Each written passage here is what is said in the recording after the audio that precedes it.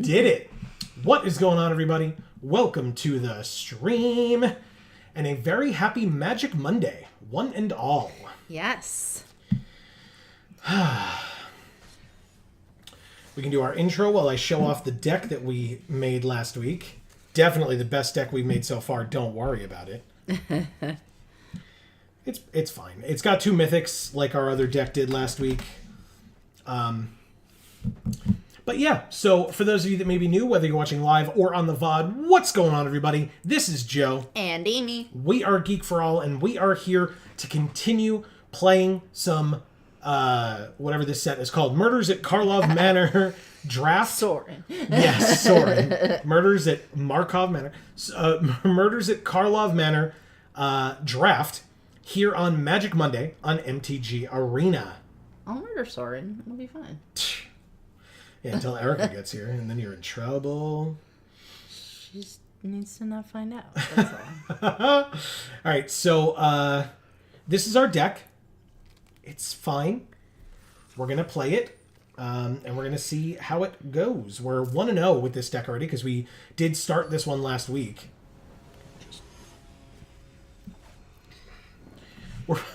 We're facing a dead rat. Oh. I mean, it makes sense. We're a cat, so Oh, there would be a dead rat, right? I guess. All right, so we don't have any white, which just makes this hand very awkward.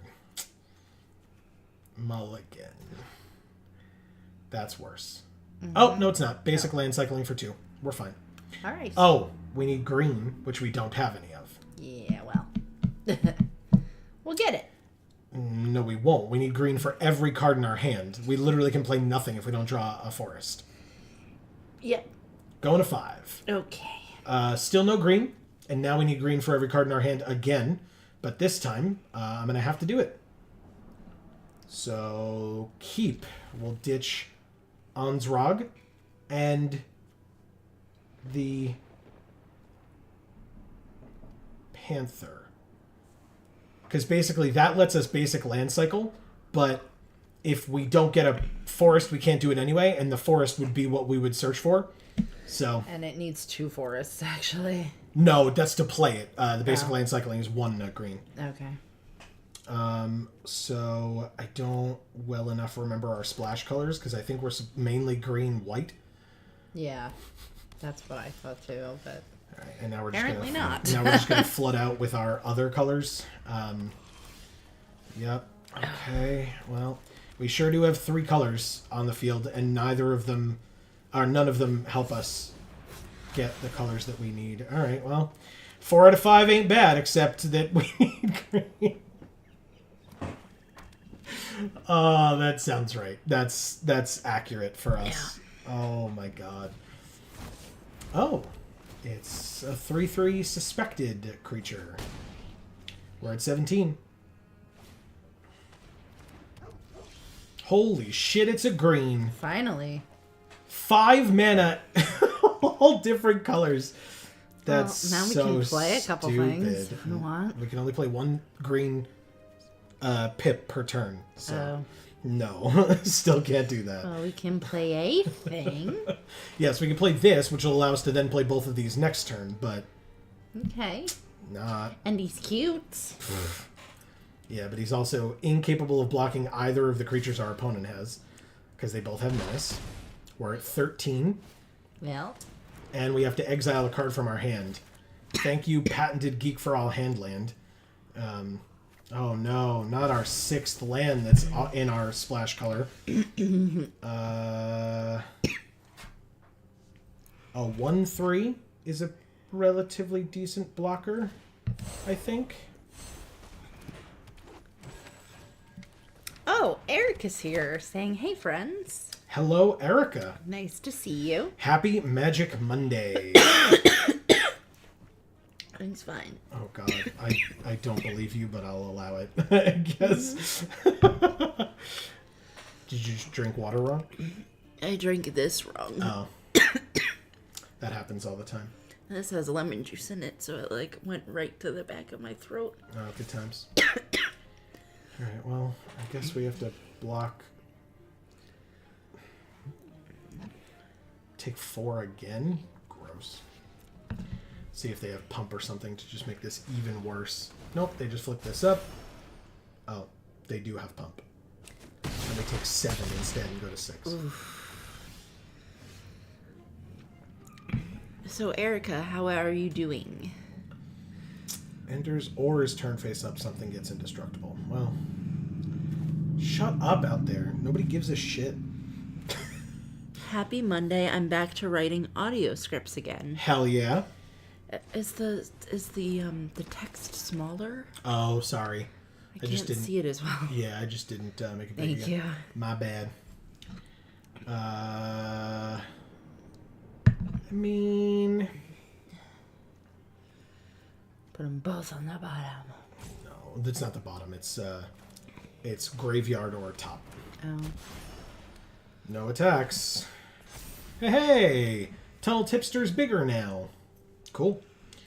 Alright, well, we know what we want to do now, which is... Oh. Never mind.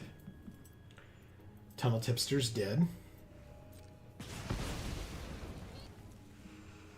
But that should be okay. I think we can still block here somewhat effectively. Ooh, we need a... This makes a 4/4. Oh!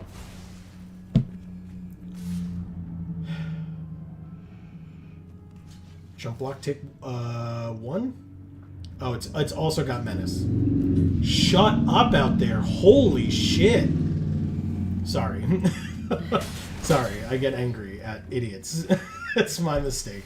Alright, Yeah, we thought that would stop during the winter because we figured that during the winter people wouldn't be riding motorcycles as much. We were wrong. Very wrong. Did you have fun in the match? No. I had to mull to 5 and still didn't get my land until turn 5. Why would I have had fun in the match? I don't understand. Good question, though, Arena. Good question. So Erica says Jam is back from his break. Awesome. And the audio he put up on the first already has 3,000 views. Holy shit. That's incredible. That is incredible.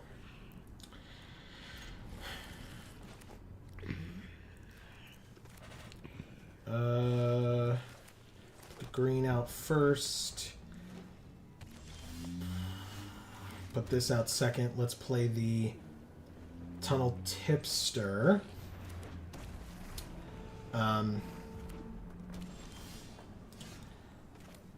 This face down. This attacks for 1, becomes a 2/2 at the end of the turn, and pass. Yeah. Oh, this is 6 to flip up? Okay. 6 to flip up, but we can lay this face down for 3. So basically... damn it. We needed another land. We could lay this face down for 3 as well.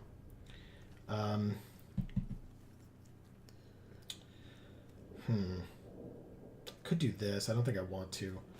Basically, I will just play this face down and pass. Yeah, I needed another land, because then I would have been able to play this and a face down card. I still could next turn.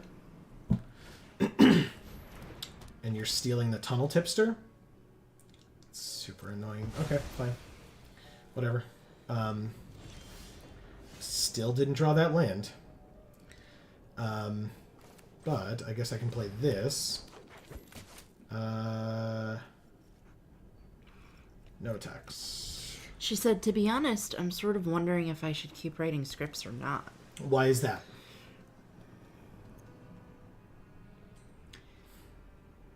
I mean, I feel like you should be writing the scripts and then recording the voiceover yourself and then getting views on those videos that are just for you.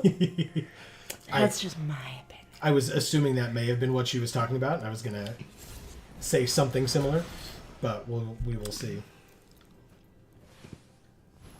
Okay, flipping up Granite Witness to tap Somala Sentry. That's fine. Oh, because it has reach. I was like, who cares? But because it's a 3/2. This costs 4? Ooh, Airtight Alibi with Flash. Untap enchanted creature, it gains hexproof. Very cool. Okay. Well, We only have 3 mana, because again, we're still having mana issues, even though we actually got the colors that we needed.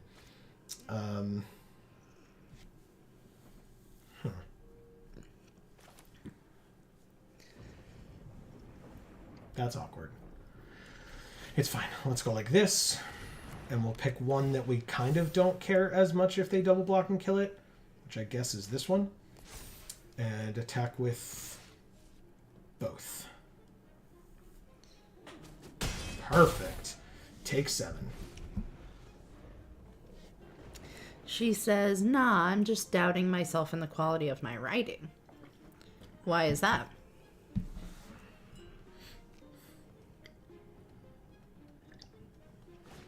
Did he say something to you? 2/5 hexproof. Okay. Because I can choke a bitch. Jesus. Alright, so I assume they have something here. But, oh, they just forgot I had reach? Even though they tapped it last time? Yeah, they said, oops. Okay. I assumed because they tapped it they remembered, but I guess not. Airtight alibi. She says, no, not at all. I'm just in a bit of a depression bout. This is 6 to flip up.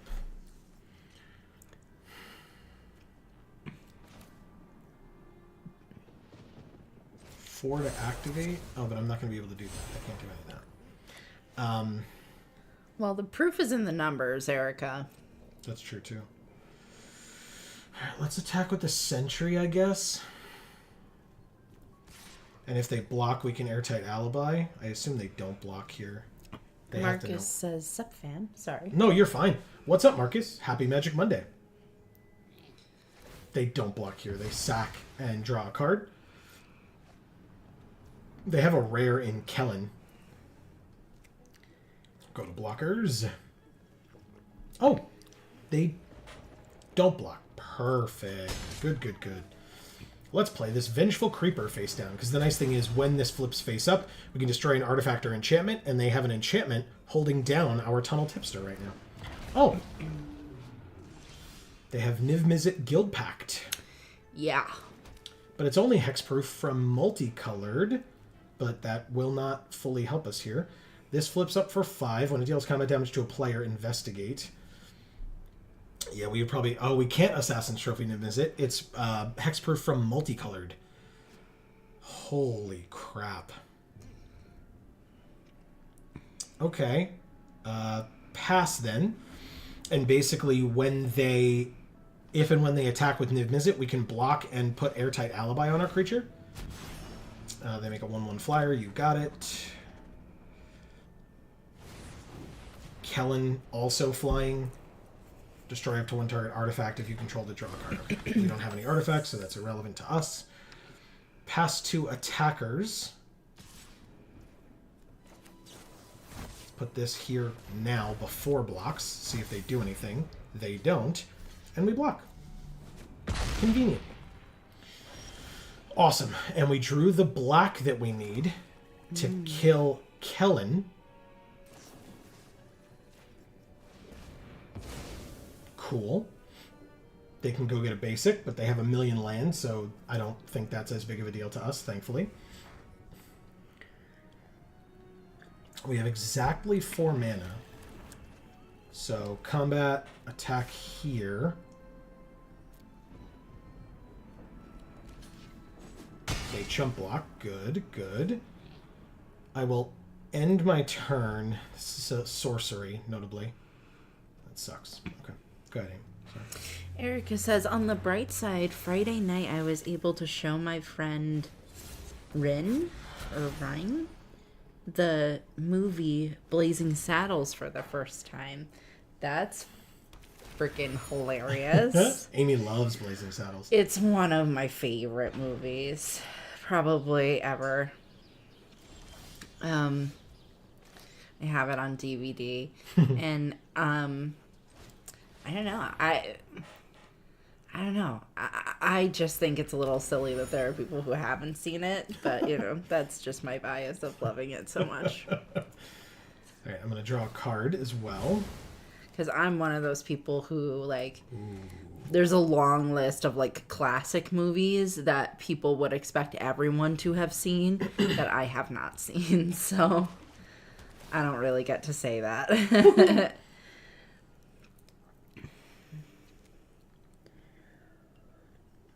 They keep their top card on top and then draw it with their clue. It's a good move.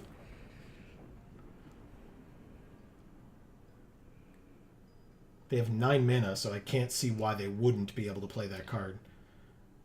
They're going to tap my Sumala Sentry and hit us for 6. Oh, they're going to hit us for a lot more than 6. A lot more than 6. Oof. Oh, god damn, dude. Okay. Okay. That's 14. We would go to 3. Which one do I not care about? This is a 5/5. This is a 3/3, but can give something indestructible, so chump block here, take 6. Okay.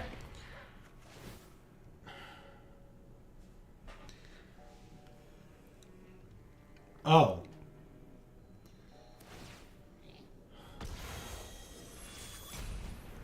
I did not remember the rest of what Niv Mizzet did, and they picked the exact one they needed so that we don't get our Tunnel Tipster back. That's super annoying, but it's fine, I guess. We're going to makeshift binding the Niv Mizzet? Can't do both of these. But we can do this.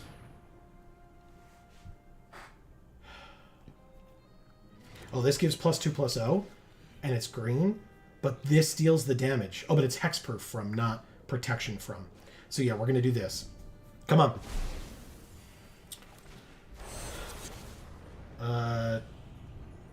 Yeah, collect evidence 6. This creature, this creature. Collect evidence 6 is right here. Submit. Because bite down on crime is what's doing it. Is what's targeting Niv Mizzet here. They have something for 2 mana. Thank you. I was like, you've got to be kidding me. Okay, Vigilance. 7/7.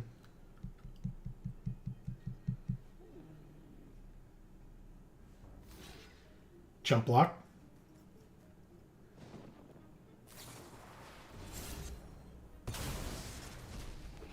Oh, okay. Interesting. Okay, so they took that one creature that they had, got rid of it, brought it back, and put it face down. We're not dead. We're still at 13 because we did that chump block last turn. So flipping that up, you get a 1/1 Thopter. That's fine. You then sack that so that you can make another Thopter.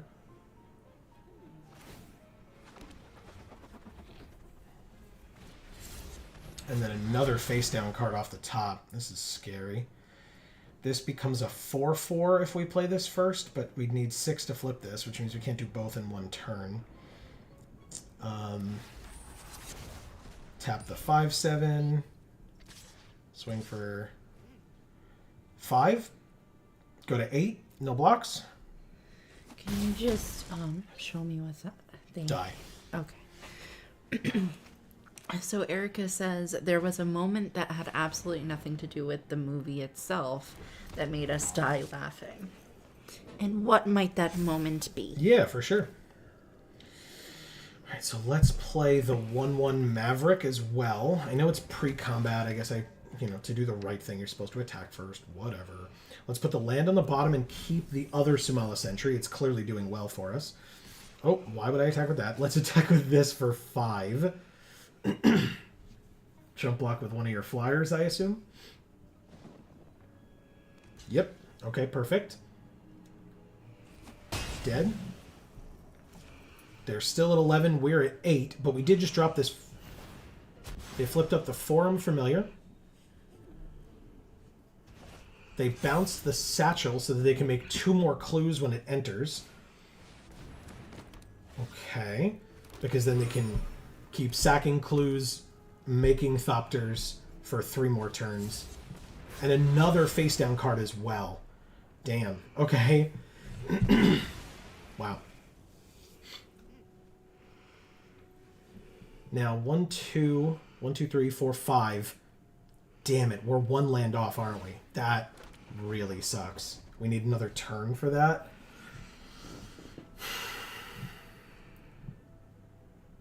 Yeah, you can get in for 1 if you tap my Sumala Sentry. You're going to run out of evidence to collect, though, which is nice. You can only do it 2 more times. I'll take 1. That's not as big of a deal to me at all. Great. I'm at 7. Drew the other Sumala Sentry, which I'm going to play. Because basically, once we turn that face-down card face up, both sentries will get a counter, and the face-down card will get 2 counters. 1, 2, 3, 4, 5, 6, 7. I'll say no attacks this turn. They're at 11. I don't need to put my Sumala Sentry in jeopardy for them to, like, annoyingly triple block with their small things and kill it.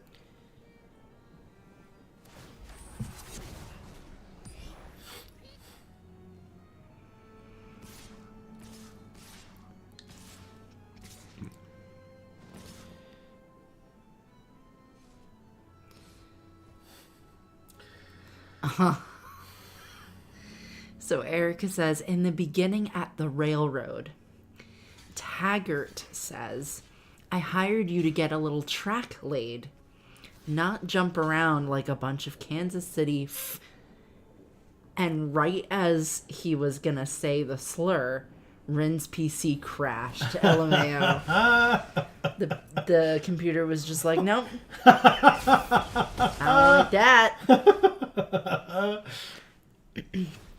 All right, that worked out beautifully for me. Jesus. Didn't they have... Oh, okay, yeah, they're just drawing extra cards. I was like, didn't they have 3 cards in their hand last turn? Holy shit. They're going so wide. Stop! Destroy an artifact, enchantment, or creature with power 4 or greater. They have no creatures with power 4 or greater, notably. Which is kind of funny. But also, I can't play this if I want to flip this, which I very much do.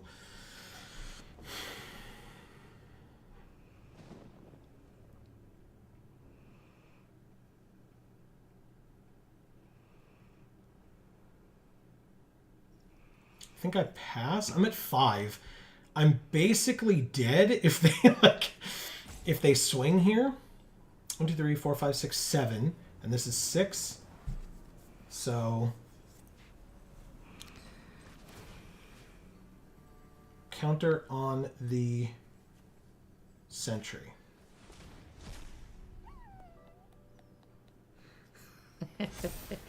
Erica says overall they loved the movie and the entire time was like, Jim and Bart are in love and I will not be told otherwise. Incredible. Okay, they get a basic. They likely have 5 or more colors, or maybe not. Is it permanents and lands? Permanents. So no, they don't have 5 colors among permanents. They don't have any black. Resolves, they draw their last card, investigate-wise. And they make another Thopter. You got it. I feel like this light isn't as bright this time. I feel like I'm much more shadowy than usual.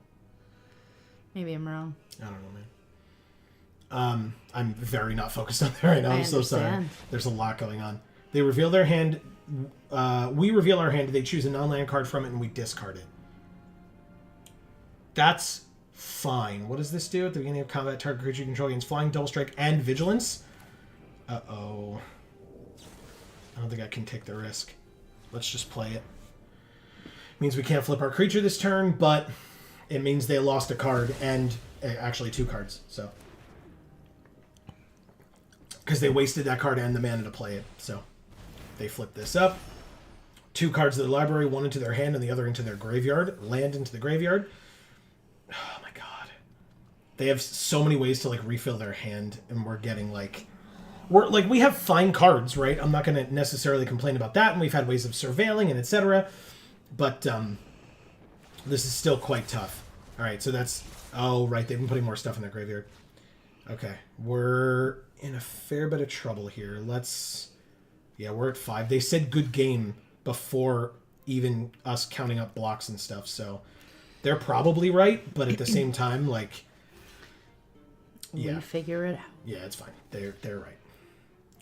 Those are our blocks on the biggest things, and we take like 1 million and still die. -3. I like. Thank you, CPhil01. Yeah, that was a tough game. Yeah. That was a really tough game. And it was long, too. Yeah.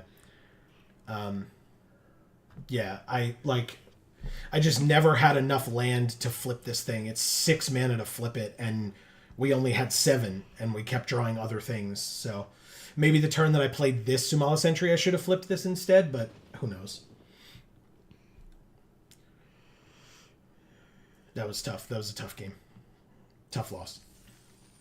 It's only our second loss, but the first one was garbage, so...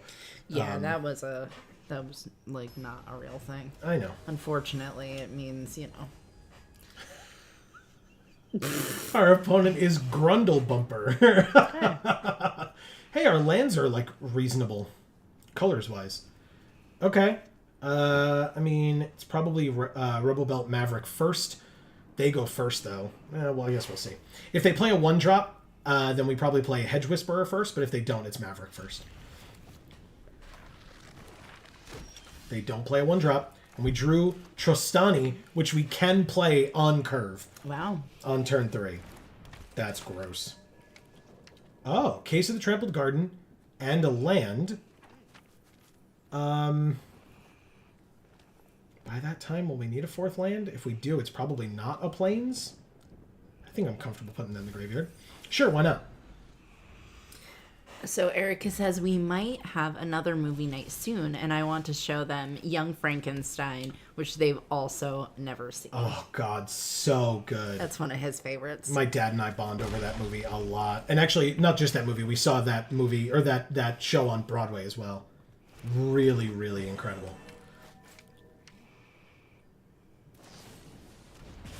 Okay. Galvanize, just in their hand, ready to go. Kills our Hedge Whisperer. That's a very good card. Unfortunate. Okay, it's fine. Face down card. They'll probably be upset that they didn't... Oh, Galvanize only does 3, so never mind.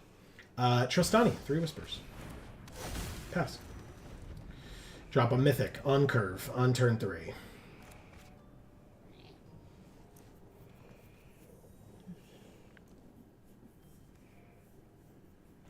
This distributes 2 counters.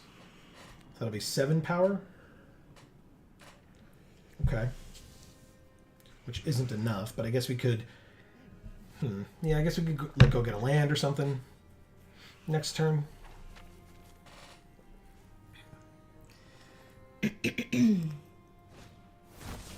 Especially if we don't draw one. Okay. 2/2/2s is fine. Assassin's Trophy is a good draw, especially when now we know what land we can go get. I'd like a swamp, please. Thanks. No attacks, obviously. Should have this 4/4 sitting here. Erica says, put the candle back.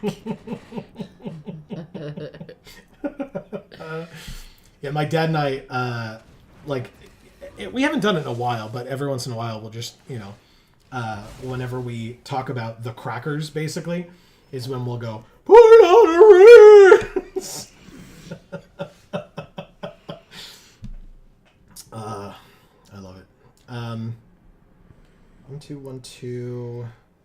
Yeah, there's really no need for that right now. Case of the Trampled Garden. We need another creature is really what we need, but...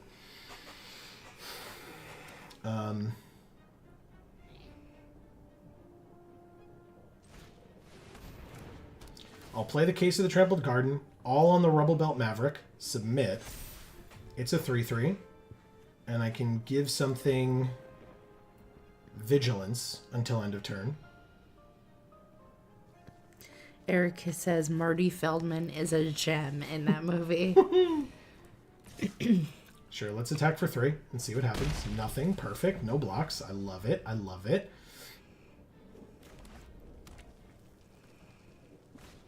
Damn.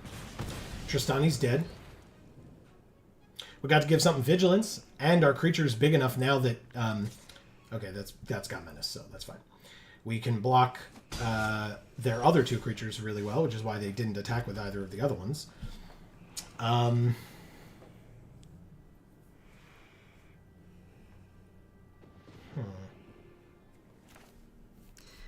She's asking if either of us have seen Mel Brooks's Dracula Dead and Loving It. No, I have not. I haven't either.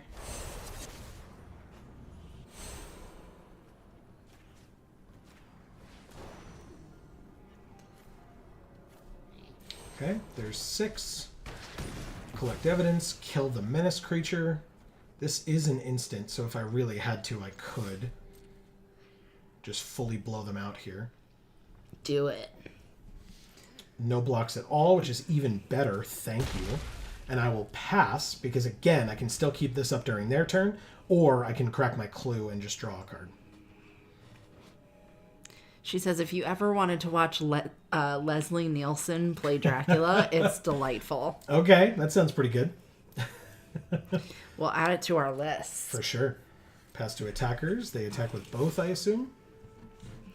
That's fine. We can go to 16. Or, 14. That's how math works. Okay. Creature off the top deck, maybe? Sort of. That costs less than 6. They have a 3/4 for 6. Speaking of 6 drops. Ah, but I can Assassin's Trophy it right now. You can get a land if you want, but I don't want a 3/4 flyer on your side of the field. Bye. Marcus says, now that I've seen hilarious. Hell yeah. Okay, I guess we have to then. If you both like it. I wrote it down, so we'll add it to our list of things to look for. For sure. Let's collect evidence 6.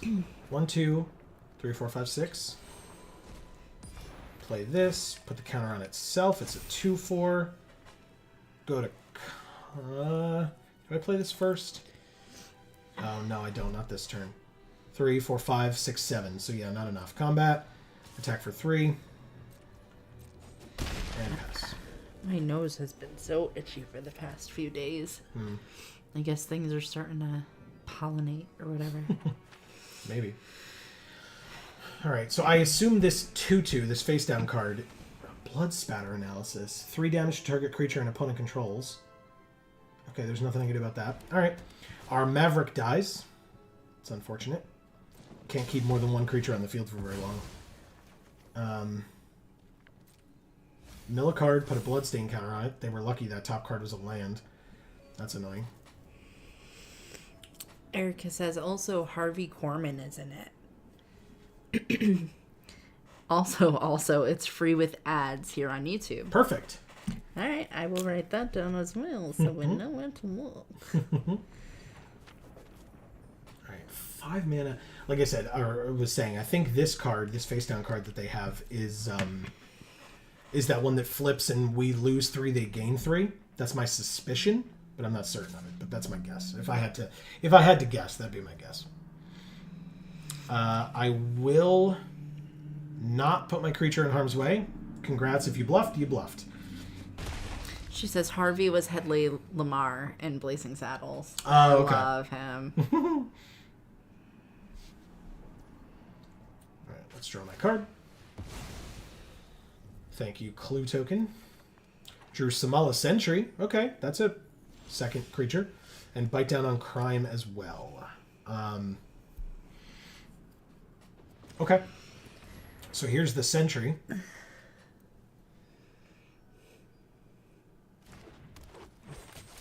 Combat. Swing for 2.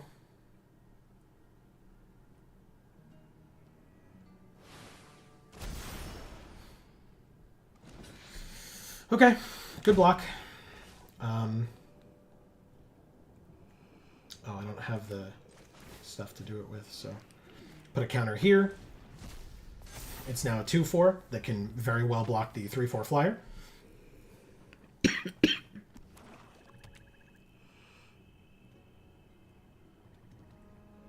And now, hopefully next turn, if both of my creatures live, I can actually play this Due Diligence.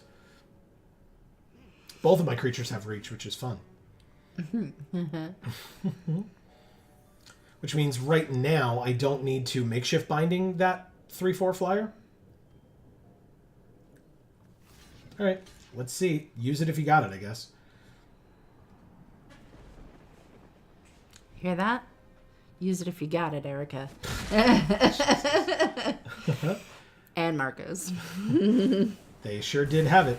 Shock. Okay. And they milled another land with their blood spatter analysis. Okay. Gearbane Orangutan. They don't have any artifacts anywhere on the battlefield, mine or their side. Ah, but Hazda Vigilante is a good play. Put a counter on that creature. It's a 3/5. No attacks. Pass. 14-8. Yeah, I guess I could have put some pressure on him and swung. Why wouldn't I? But that's fine.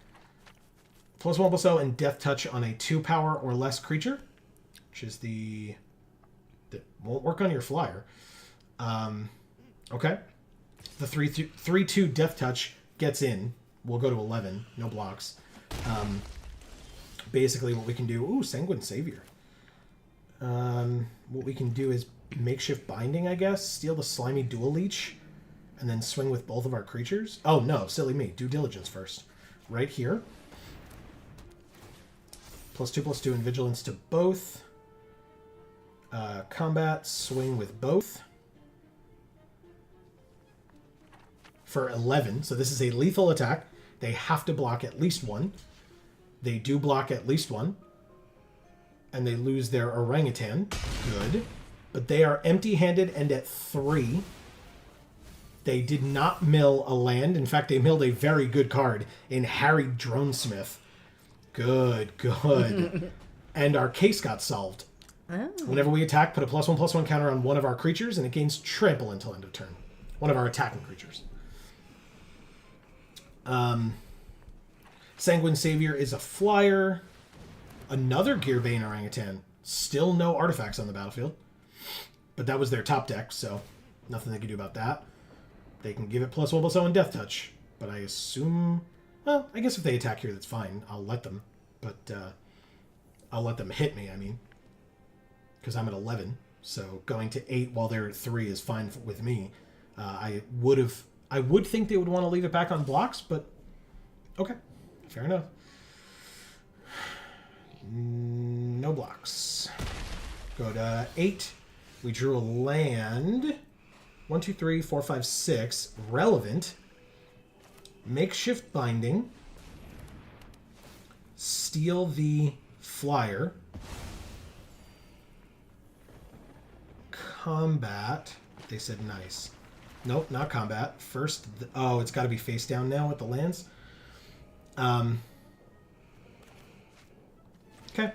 Face down. Swing with both. Put a +1/+1 counter on the Vigilante. And it puts a counter over there as well. Holy crap. Okay, cool. Okay. You lose if you block that way. Got to do it the other way. There you go. Okay. Go ahead.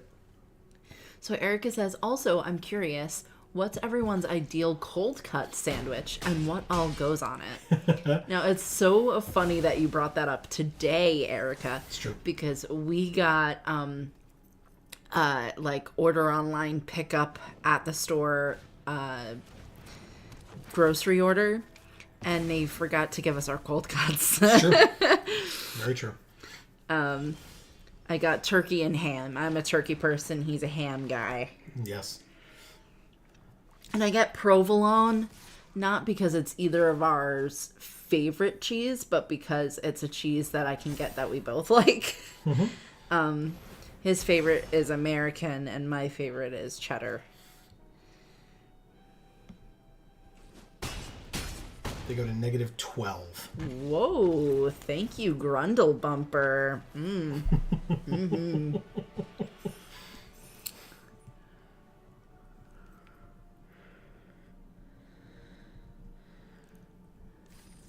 But yeah, anyway, to fully answer Erica's question, for me, I love, from like a deli around here, I haven't in a very long time.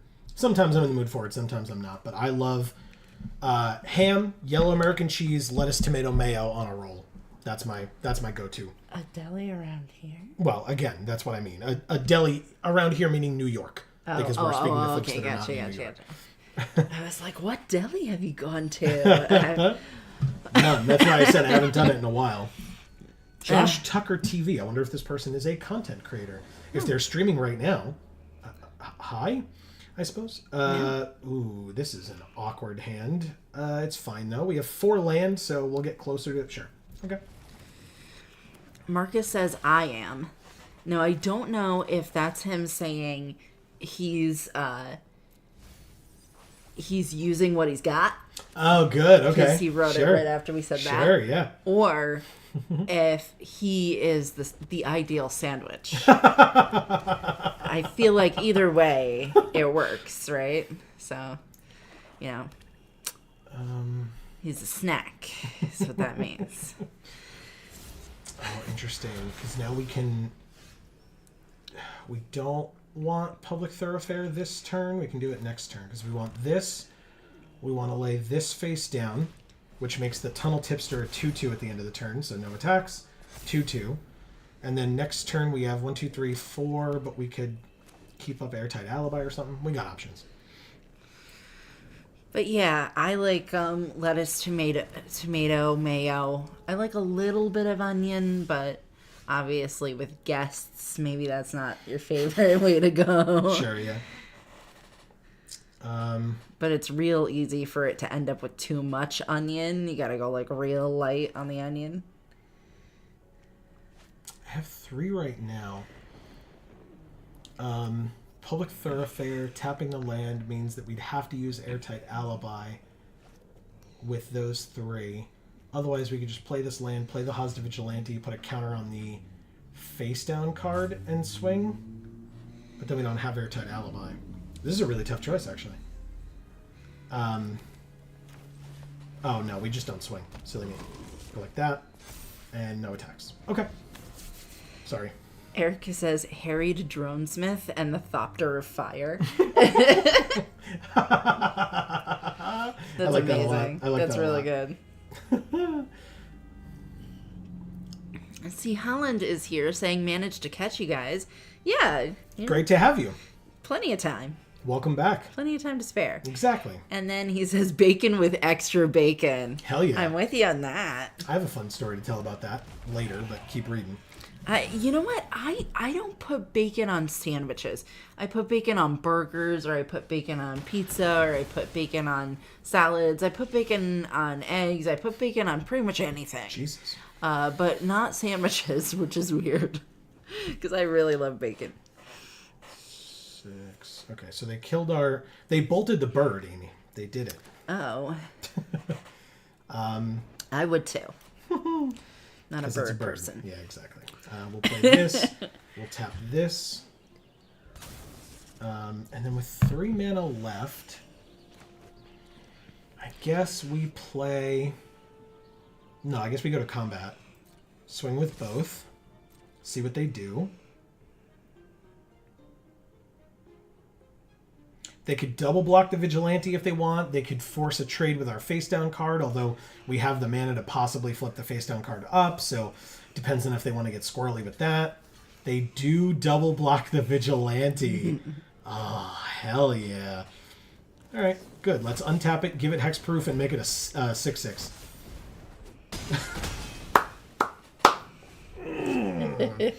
Hell yeah.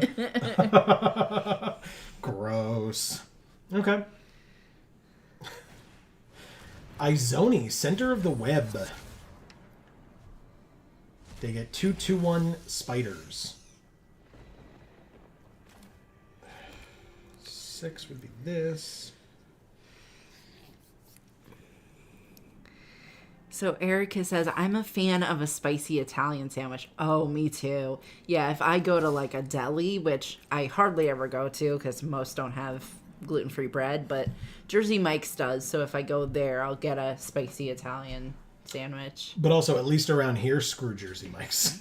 Yeah, well, the one in a particular town was the worst.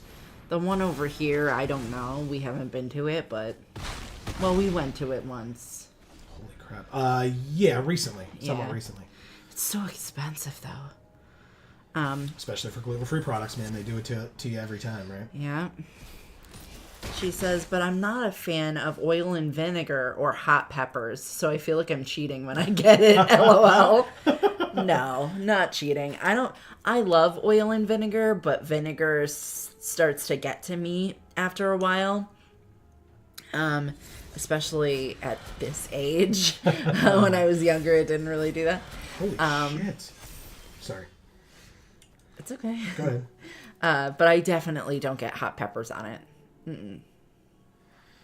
So don't feel like you're cheating. Feel like you're doing it right. I'll swing for 12 while they're at 11.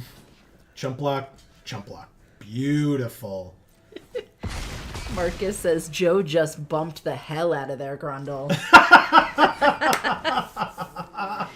Yeah. I sure did, Marcus. Thank you. Oh, man. All right, they top-decked this card. They played 2 face-down cards last turn, and they don't have any more or enough cards in their graveyard to make more spiders with Izoni. We can take 5. They choose not to instead. Because we're at 14, they're at 11. We do have 2 Somalis entries in our hand, which it's bad to have them this late, but they went this way would work, though. 3 mana. Go get an island, because we don't have one of those yet. Play the land? Yeah, because then we can actually play both of these post-combat, but, I mean, we're obviously swinging with everybody right now. Don't care. I have 2 1/3s left, and any blocks that they make, they're going to lose lots of creatures, so it's worth it. Obviously, they can flip one of these face-down cards face up, but I don't know of a card in the set that, if they flip it face up, would kill our creature and theirs would not die in the process, at least just with power and toughness. But that's fine. They blocked that way. Still 12 damage coming at them. Erica says, my actual favorite sandwich is fried bologna sandwich with potato chips and pickles on the sandwich itself. That sounds amazing. I've never had fried bologna. Amazing is how that sounds. But it does sound interesting. Yeah. I'm not a bologna person, but maybe I'd like it better if it was fried. I don't know if I can eat bologna anymore. But I love potato chips and pickles. They're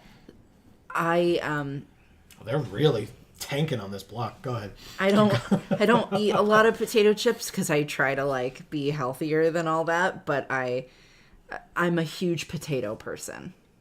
I love roasted potatoes. I love hash browns. I love chips. I love French fries. I love home fries.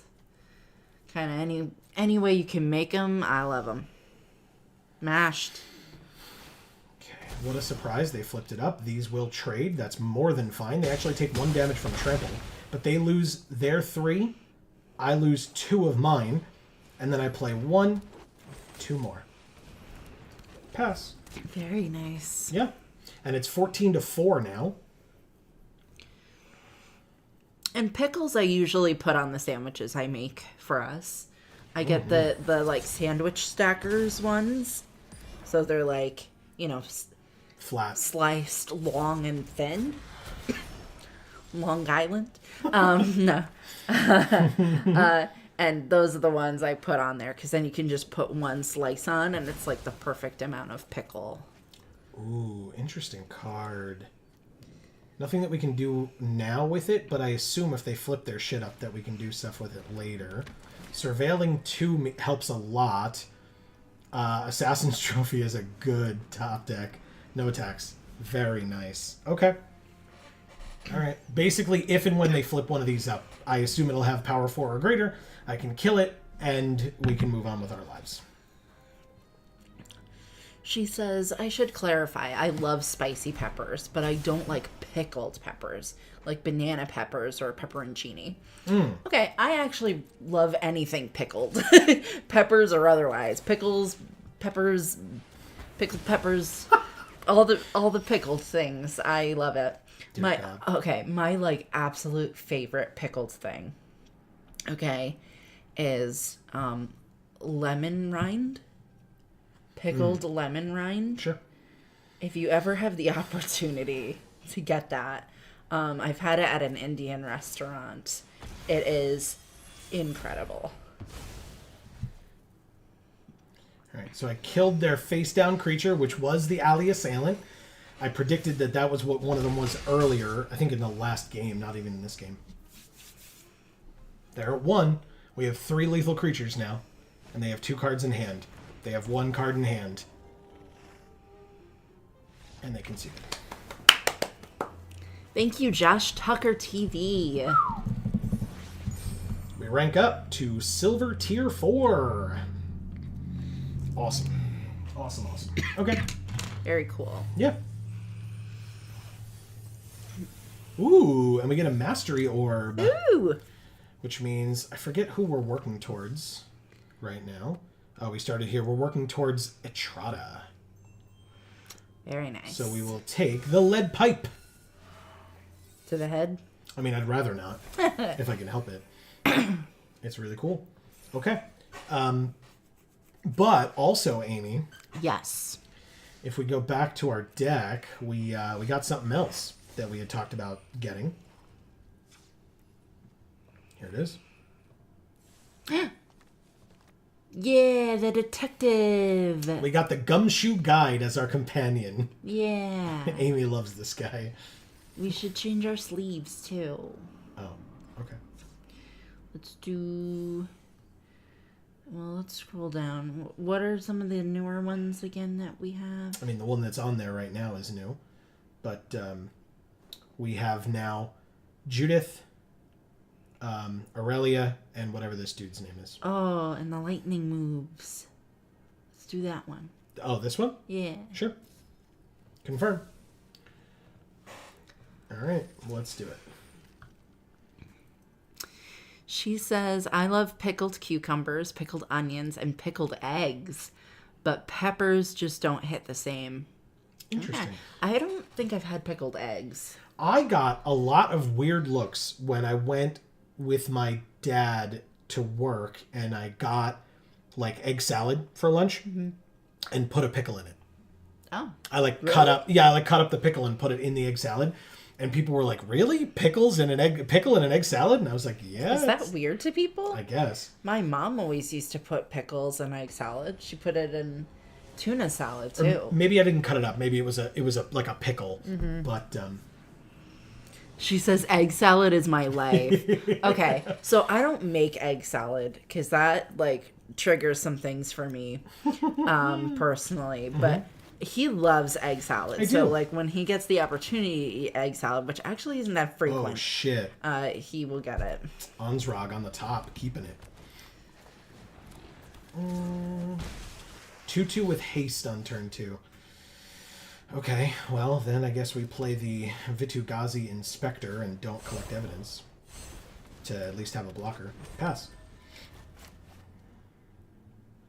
Look at that. What? Their sleeves? No, their avatar. Yeah. How cool. It has to attack each turn, so like if they have something here, congrats, I guess, but otherwise I just played that so I could block your creature. I'm just gonna... God damn it with the shocks, man. Fine. It's fine. I have a mythic on turn 4 that I'll be able to drop for them. So let's go like this, tapping this, playing this. Surveil 2. The other mythic. And a Bite Down on Crime. You know what? Bite Down on Crime can be in the front. Because after we have Ansrog on the field, we can deal 8 damage to something for 4 mana. So, yes, please. Ah, surveilling the escape tunnel to the bottom. Or to the graveyard. Bite Down on Crime, 4th land, Ansrog. Counterspell.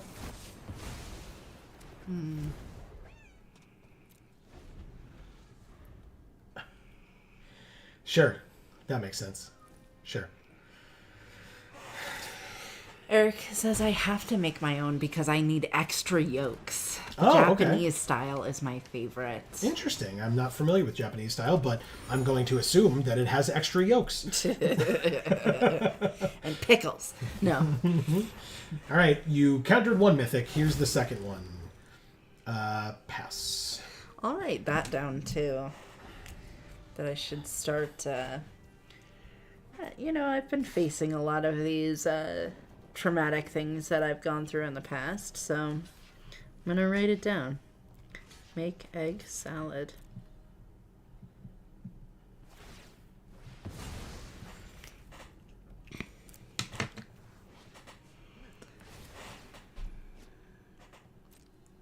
Okay, but you're already in combat, so that's irrelevant.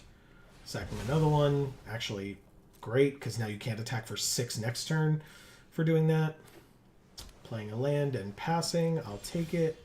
Drew Somala Sentry. What's the best thing to do here?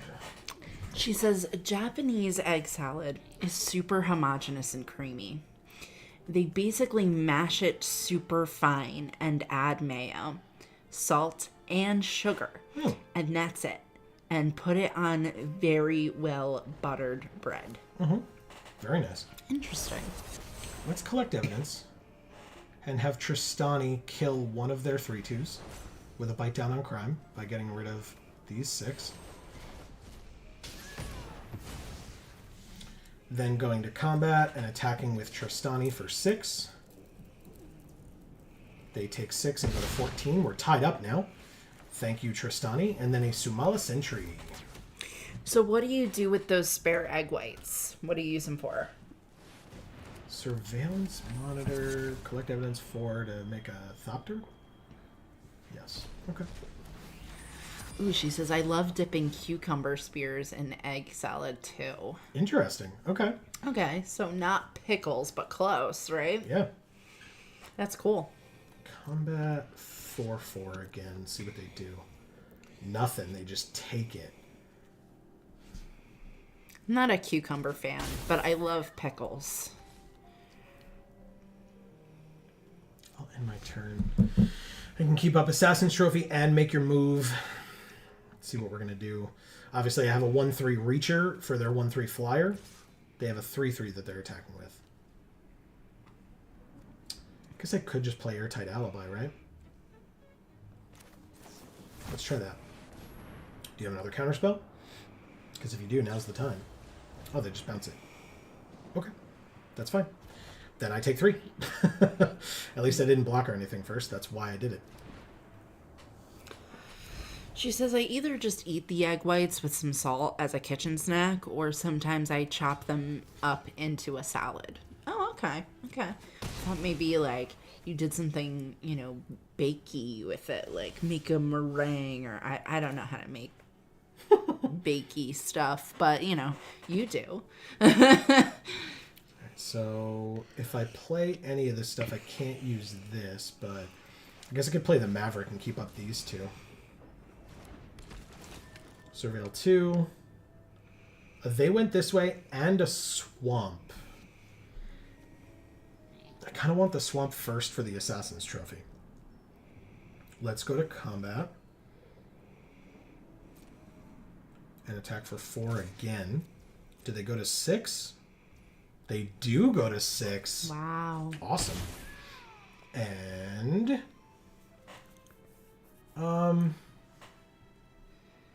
pass. Because basically I could replay this, but I could also just... Oh, okay. Tap them both, put a stun counter on each of them, and investigate.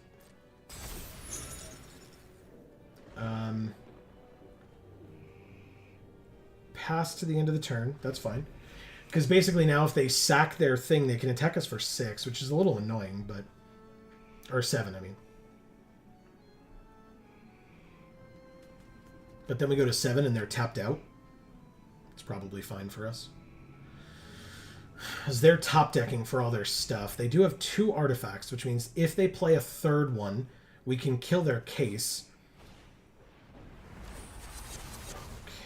Okay. So yes. We're going to go like this, kill their case. And now they do have a third, but it's kind of irrelevant, so good, it goes away. Perfect. It doesn't... Oh, it does matter. Putting 2 stun counters on it does matter. Okay. Tristani is tapped. Obviously, we can still use its abilities, because none of the abilities cause it to tap. Jesus Christ, you just top-decked this? Stop. Stop doing things. Holy shit, man. Just attack for 9? What a turn. Alright, fine. Samala Sentry has reach. So I'll play that. And then we have Assassin's Trophy as backup, which we need the green for, so I can't do this. So, pass for now. That was a disgusting turn for them. I really hate it, and I think we're dead now. So, yeah. And they drew Galvanize too. What the fuck was that turn? They went from having nothing to having everything they needed to put us from 14 to 0 in 2 turns. Wow. Unbelievable, man. Absolutely unbelievable, this person's deck. Wow. Thank you, tall guy. That was fucking garbage. I'm super salty about that. Wow. Okay. That's the draft. 3-3. Wow, that sucks. Oh, I'm so mad. Guess I shouldn't write it down for a short then.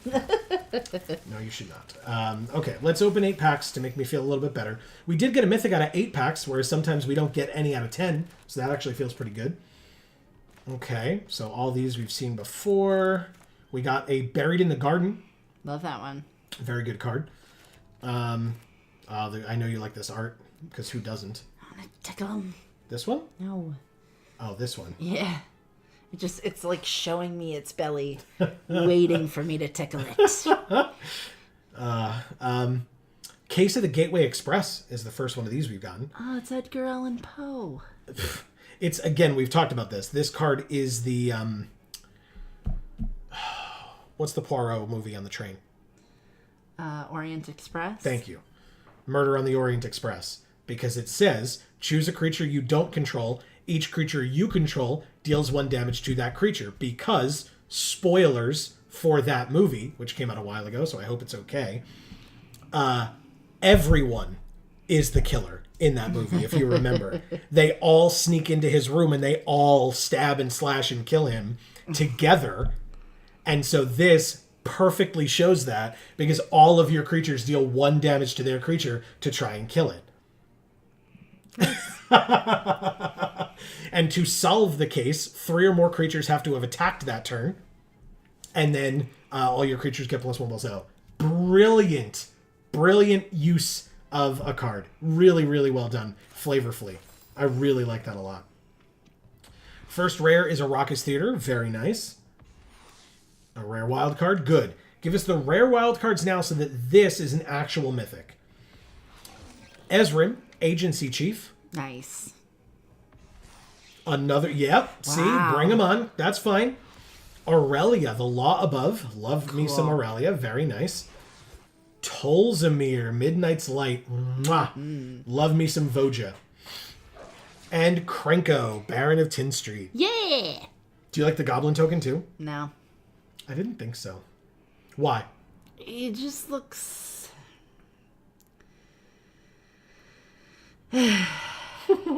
But you like the goblins in the background of Krenko's art, though, right? Yeah. Good. Well, they're having a good time. They're not, like, dressed in tatters and, like, stealing shit. Like, this is very stereotypical, like, what people think of goblins as being, and I don't appreciate it. The token. Yeah. I don't appreciate it. And then our mythic is a Conspiracy Unraveler, meaning it is not a wild card, but it's also not a great card. Yeah. It's a 7-mana 6/6 flyer, and you may collect evidence 10 rather than pay the mana cost for spells you cast. No. Which is bad. That's bad. Oogie, maybe we can open more after, but we're going to do another draft here. Yeah. Regular Premier draft. Sure, let's use gems. Do it up. So Erica says, there's an egg recipe Jacques Pepin.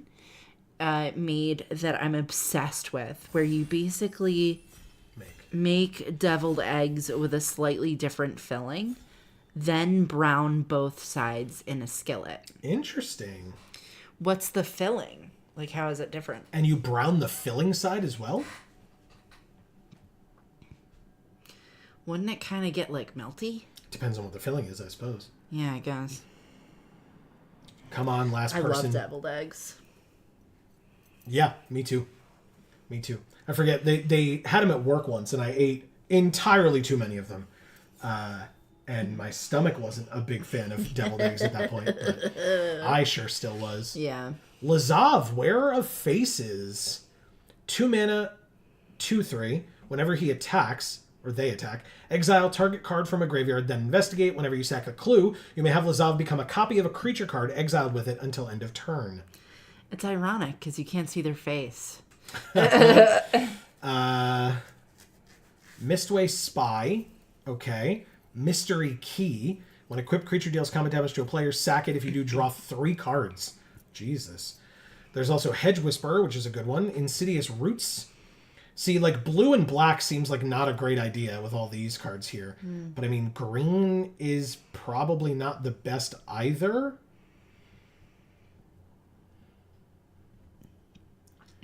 I really love that token. It's so pretty. Which token? That one. The plant token? Yeah, and I think I'm going to take this one. I don't know if that's the right choice or not, but... Yeah, I can't quite remember right now. She says about the recipe. Okay. Well, if you find it at some point, I would love to know. Huh. Do we take Niv Mizzet? I have so many recipes in this house that I have, like, never looked at. I don't think we can take this card.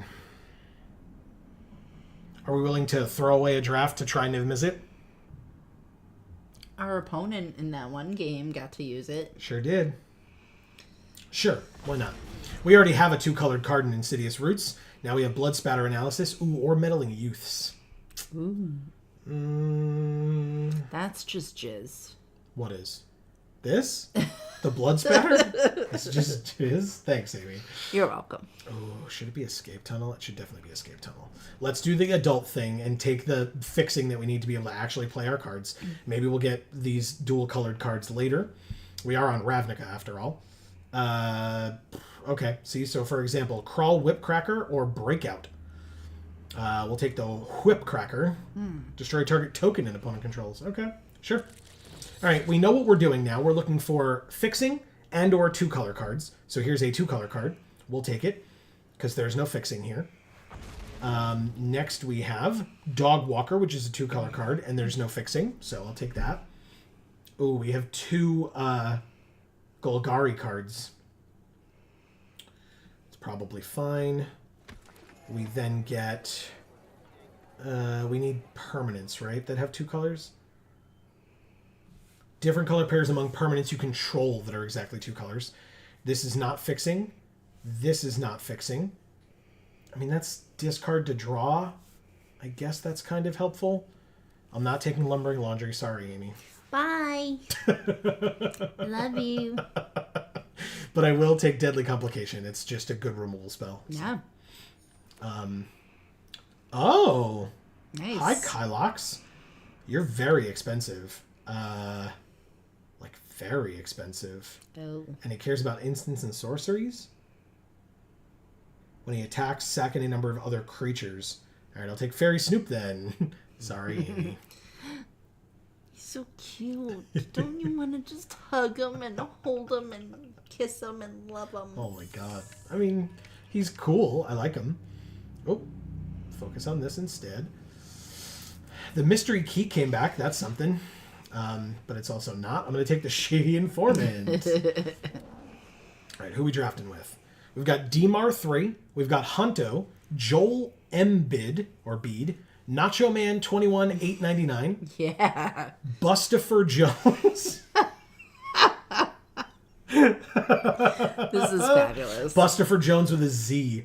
Song, apparently is that person's name. And Okay. Colorless Rainbows. Oh, Seems depressing. yeah, weird. It just the whole thing is clear. Yeah. Like, I don't think it exists then. Okay. Yeah, it's just outlines. Black outlines. Yeah. All right, well, we have a lot of 2-drops because they're all 2 colors. Dog Walker, Whipcracker, Insidious Roots, and Gleaming Geardrake. We sure do have Niv Mizzet. And now we have the Crocodilf as well. Yeah. That at least can be played for 3 mana of any color because that's what Disguise helps us with. There you go, Erica. We got the DILF for you. She says, okay, they're called Eggs Jeanette. And the filling is egg yolks, garlic, parsley, and just enough milk to make it scoopable. Interesting. That is interesting. I'm going to take Breakout. Oh, and another Demand Answers. That's actually super helpful, I think. Okay. We need permanents here that are 2 colors or fixing. So, Evidence Examiner, I guess? We don't have any fixing, so this is going to be very difficult. I don't want Ansrog's Rampage.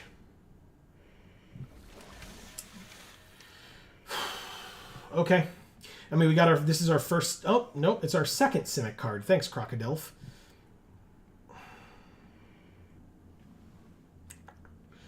Oh, Judith. Oh. Now, there's also... Oh, we have enough for... We don't need Rakish Scoundrel. There's no fixing in here, which is super unfortunate. We actually have no Azorius cards. Whenever you cast an instant or a sorcery. Right now we have 2 instants and 2 sorceries. She looks so sexy. She's pretty sexy. 5 mana, 3/4. There's also Private Eye, but I don't know. We're definitely not in the detective deck. It would just literally just be so that we would have an Azorius card. But I'll take Judith. It's definitely the better of the 2. What do you do? Return up to 1 target artifact, land, non-aura enchantment from your graveyard to the battlefield. They are 5/5 elemental creatures in addition to their other types. Good lord. Is this our only Selesnya card? Oh yeah, but it's not a permanent, so we'll take this or this. This is a Selesnya card that's a permanent. I'll take it. And it can be laid face down and then flipped up. So, still no fixing, huh? We're in a lot of trouble. A lot of trouble. Here's a Gruul card, Amy, that can be laid face down. Yeah. Good. There's the Detective Satchel. It's my Mortipede. But there's also Buried in the Garden. I'm going to do that, because that's fixing, actually. Yay! This is not fixing, but this is.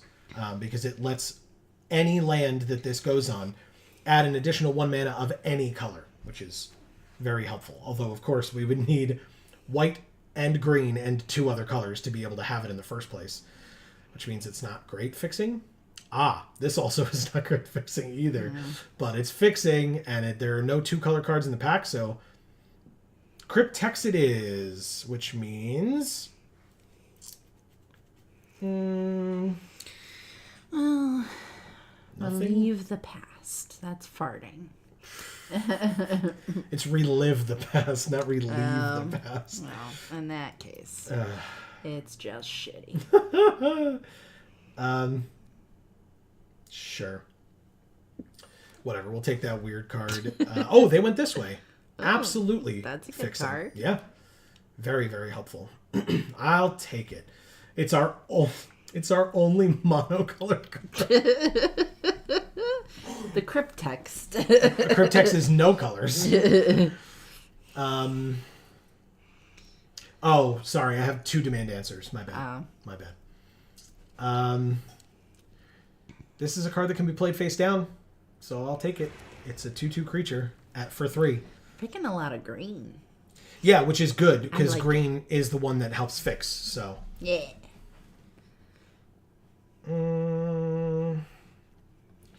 Rakish Scoundrel it is. Yeah. Over another Shady Informant.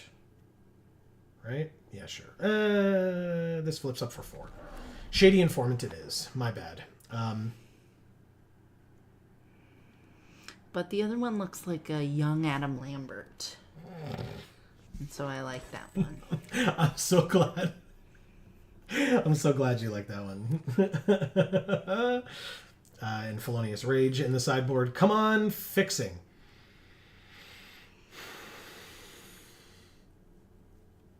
Nope. No fixing. Well, Assassin's Trophy it is. or another DILF. Nah, we can get that later. Okay. Assassin's Trophy it is. No. This one's actually got basic land cycling, so I'm actually going to take this over a second Assassin's Trophy. Yeah, the Topiary Panther are very good, actually. Very, very good for us. Public Thoroughfare. Fixing. Taps for one man of any color. Perfect. Because we could get the Tin Street Gossip. Yeah. But, which does tap to add red and green, but we would have already had to have red and green to be able to play it. And you can only spend that mana to cast face-down spells or turn creatures face up.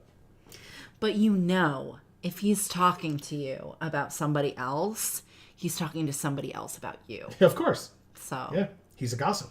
That's what he does. We're not taking him. He's an advisor.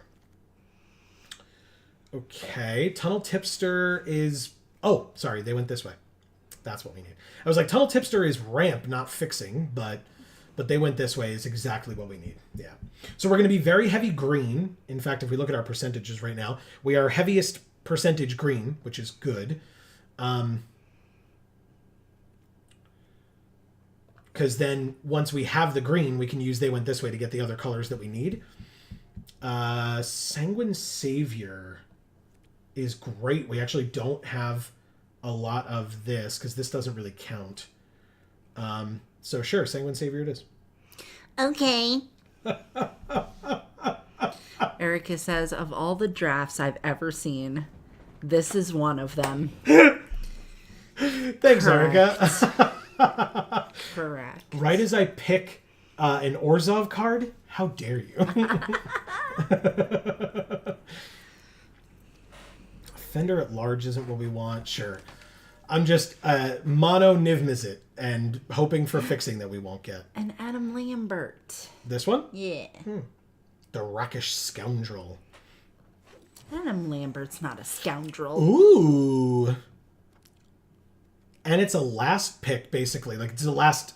Like, yeah, the person to our right opened this. No, to our left opened this. And it went around the whole table and then got back to us, which is beautiful. I'll actually take another Demand Answers. But we could have taken Hustle and Bustle.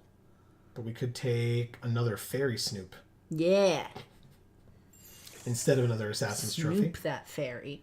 This cares about equipment, so no. Ugh, another Demand Answers. We don't want an anteater that doubles as a weed whacker. I'll take a Slime Against Humanity because we need something as the deck box. Love it. We have 5 Demand Answers. 5 of them. Well, that's too many. We're not gonna play all of them. Oh, you sure? Yes. We have to make 8 cuts. Only 8. Demand Answers. So, wow, this mana base though. We got 3 bits of fixing and 2 they went this way. Like Erica said, this sure is something that we've done here today. She says this is such a draft, just an absolute deck. I have cards. I have creature cards. I have instants. I have sorceries in my deck. Yeah. Yeah. And they are magic cards, in fact. They are a pile of magical cards. That is also correct. Yeah, they better be freaking magical. I have Cryptex. It's such a good card. No. No, it's not good at all. No.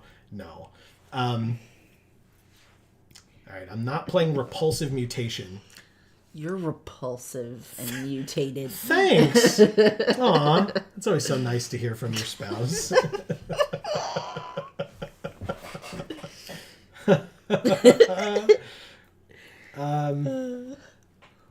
Yeah, I'll get rid of that one as well. 4 more cuts. I mean, how could I possibly choose between all these amazing cards to cut out of my deck?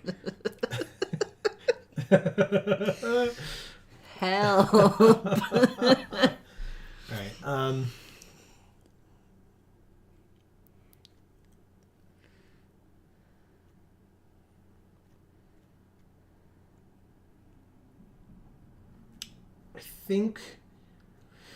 I think we ditch meddling youths. I think we ditch. I think we might have to ditch Judith. Wow. She's 5 mana, but you can't play her face down. So, like, the expensive cards with no face down cost is tough. Because if we don't have black-red, like, at least if we have Shady Informant, we can do it for double black, we can do it for double red, and we can play face down for 3 in general. These both have disguise abilities. So does this. This does not. This does. This does not. And this does not. Whenever you sack an artifact, put a counter on it, and it's a 1/1 flyer. Sure, I'll get rid of the Gear Drake. I'll get rid of the Evidence Examiner. And I'll get rid of the Whip Cracker. Okay. Yep, that's 40 cards. Wow, look at our curve. Yeah. Rock on. That's definitely more like the Shocker, right? Shocker. I mean, it's Shocker plus the ring finger, I guess. You can't. Then what are you holding down? The middle finger? I don't know. Maybe you just have a lot of space between your fingers. I don't know.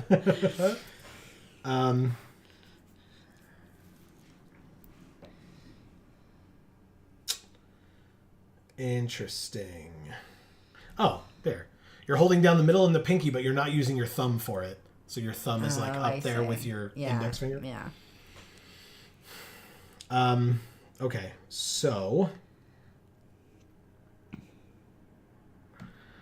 Amy. Yeah. What is our deck box art? I guess what it is, because that's a really cool art. Right, but we have that in the deck. Is that okay? No, but it doesn't matter because we have every color. Do we have this in the... Where is it? It's Insidious Roots. It's right here, yeah. Marcus says, I need a fucking adult. Why? What's going on? What's happening? Amy, we have to change our companion. Oh no. The detective. To our new friend, the Gumshoe Guide. And then what sleeves are we using? We're using sleeves. Thank you.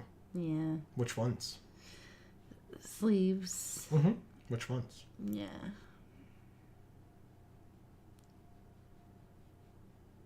Aurelia. She's a 2-color card. Yeah. I did it. Oh,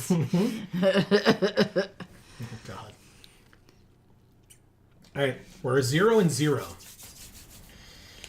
Oh, I'm so scared. And docked. And docked. And dot. Ugh, those veins are so gross. Oh, shit. Ugh. You know what? No, because this taps for red, so that's fine. Because we can then use that to discard a card and draw 2 cards. Okay. I like it. Okay. Sure. Yeah, because this taps for any color. And we basically just need to play the island turn 1, Public Thoroughfare turn 2, tap the island. And then turn 3, if we've drawn a land, we can play one of these, any of these 4 creatures face down. Or we can demand answers if we haven't drawn a land, discard one of these 4 cards, and draw 2 more. Hopefully one of them will be a land, play a land, and then the turn after we play one of these face down. We actually have things that we can do, which genuinely I was not certain would be the case. And yet it was. So here we go. Keep. Okay. They have Tameo as their sleeves. Nice. They also played the Undercity Sewers. How dare you have better fixing than me on turn 1. Ooh, we drew the red, though. Nice. Whoa. But also, who wants undercity sewers? I mean, come on. I mean, the Dimir in this case? The Golgari in general? No. No? Okay. Nobody wants it. All right. I'm going to... Smells like the poop. I'm going to demand answers. I'm going to discard this and draw 2 cards. It is an instant, but I kind of don't care. They have Escape Tunnel. Maybe they're doing the same thing we're doing. Oh. Because they're fixing. Get a color that's not blue or black.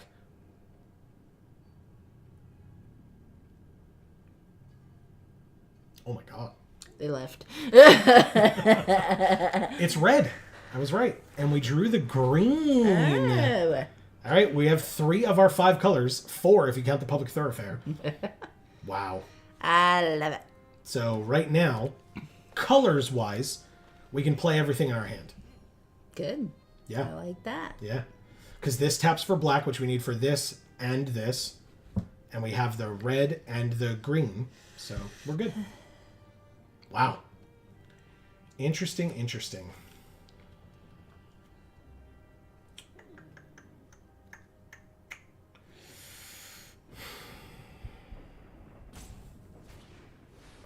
Projector Inspector. They draw a card and discard a card. He's going to show us a movie, guys.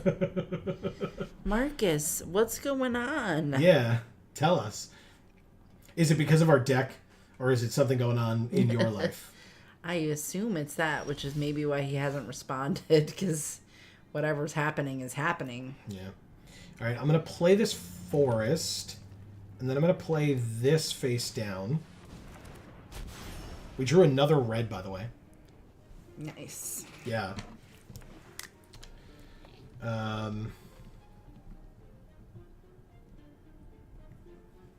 They are, interestingly, very similar to us.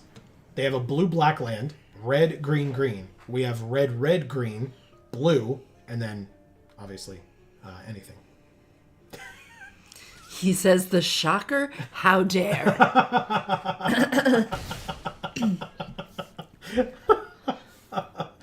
You're welcome.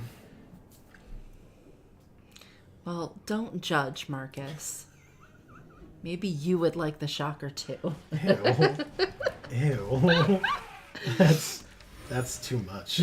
Clearly his deck does. It's not nice for you to just say that. Oh my god. All right, so they drew and discarded. They made a clue token as well. And they discarded the Vitugazi Inspector. We drew the Sanguine Savior. Okay. Well, if I play this...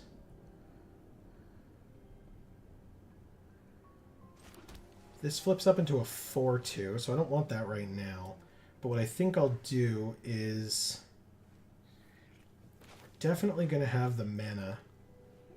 Double white or double black, which we have neither of. So let's go ahead and play this face down. And pass. Okay, so I guess it was just us talking about the shocker that made him need an adult. And me throwing up the shocker. Yeah. He was shocked. I'm going to be proud of myself, whether or not you are. I'm going to attempt to kill the Projector Inspector and see what happens. It happens. We take 3. Awesome. Okay. They get to look at the cards in our graveyard now. There's broken glass on the floor. Mm-hmm. Can we sweep that up? No. It's broken from this on the table. But there's more over there. Yeah. Just wanna... Well, you can investigate this candlestick, though. Oh, okay. Erica says, sorry, I'm back. I fell in the kitchen. Whoa. You fell in the kitchen? What room were you in to begin with? Oh, we drew a white. Okay. We don't need that for the Sanguine Savior this turn, but what we can do is we can play this. Tapping this. Playing this face down. No attacks and pass. Whenever it attacks, they can collect evidence 3 and put a counter on any creature they control. Interesting. That's the Dilf. Doesn't say his name now. No, he's a troll. That's the Dilf. It's not. It's the same guy. It's not. Oh, okay. The undercover crocodile and the sample collector are different people, Amy. Oh, sorry. I'm so racist against Dilfs, I guess. That's how it works.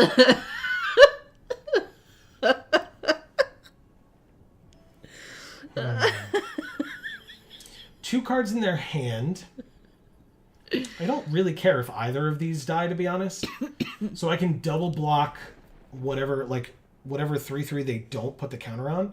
I just don't want them to put it on the rookie. I'd love to double block the rookie here, but I'm not going to do it if it gets the counter.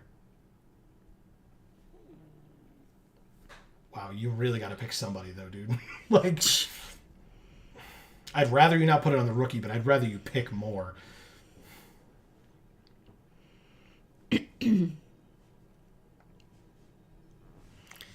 Erica says, I used the bathroom and just slipped in the kitchen on my way back in as well. Oh, gotcha. Well, I hope you weren't trying to rush to get back to this. I mean, to this exciting I was game. like, what are you trying to say? Look, there's not much I can do with what I... Sorry. Peeked the shit out of the mic. Sorry, everybody. Peek. Jesus Christ. Oh my god, this person really needs to figure it out. Okay, cool. Double blocking... this. Sure. They can pick one thing to kill. Hopefully it's the other Shady Informant. But if not, and it's the mono green creature, that's fine too, actually. Marcus says, of all the people to be Delphist, I never expected it from you. I'm sorry, Marcus. How could you? Sacking a clue, letting this get a counter and vigilance. I know you're disappointed. I'm going to do everything I can to make it up to you. Okay. They did kill a monocolored creature. Good. That means if we draw Niv Mizzet, we can still do stuff. We did not draw Niv Mizzet, but we did draw our 5th color. All right. So Marcus doesn't like the shocker, but we can still do stuff. That's what we've learned. Yes, that's definitely what we've learned. Thanks, Amy. Marcus has 3 sideways crying laughing faces. 2, 3, 1, 2, 3. So I really can't. I'm going to play this face up. Sanguine Savior, and I'll play this face down. The Rakish Scoundrel. Okay. We're at 6. So this is a problem.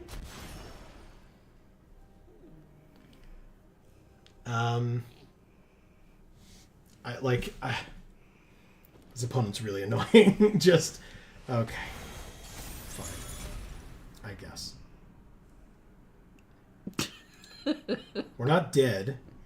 And they tapped the Shady Informant, not the Rakish Scoundrel, which means we will lose the Rakish Scoundrel here on blocks. But it also means if they have removal for the Rakish Scoundrel, we die. They do not. So we block the larger amount of damage. They can absolutely draw a second card and get a counter. Congrats. Oh my god, they both had 4 power. Whatever were we supposed to do? Anyway, it's fine. We're at 2.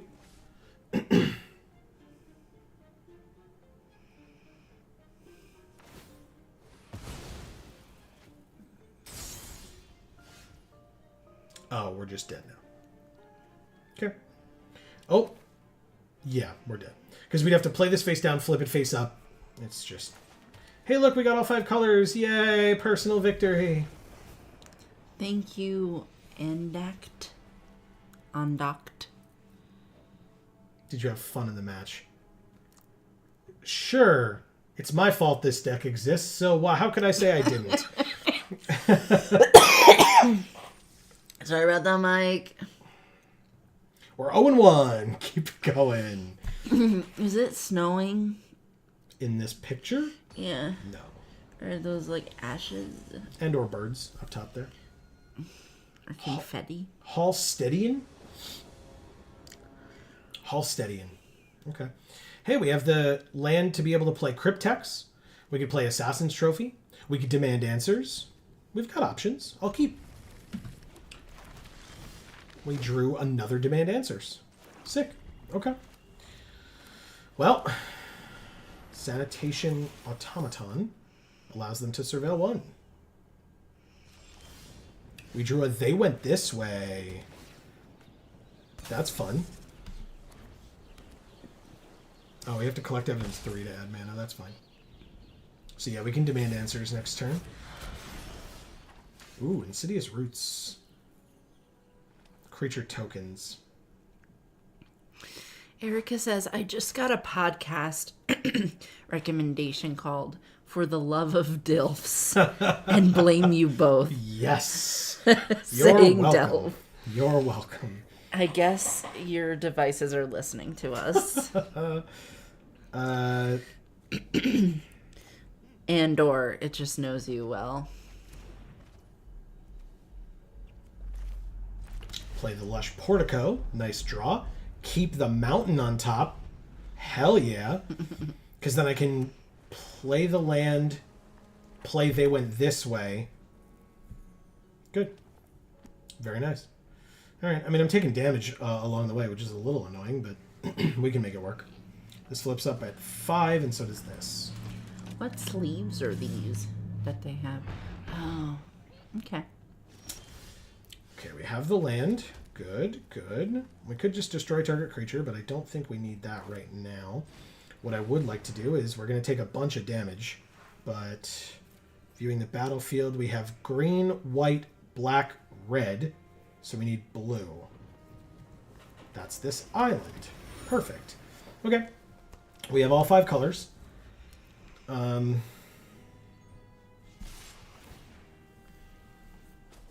we take 7, go to 7.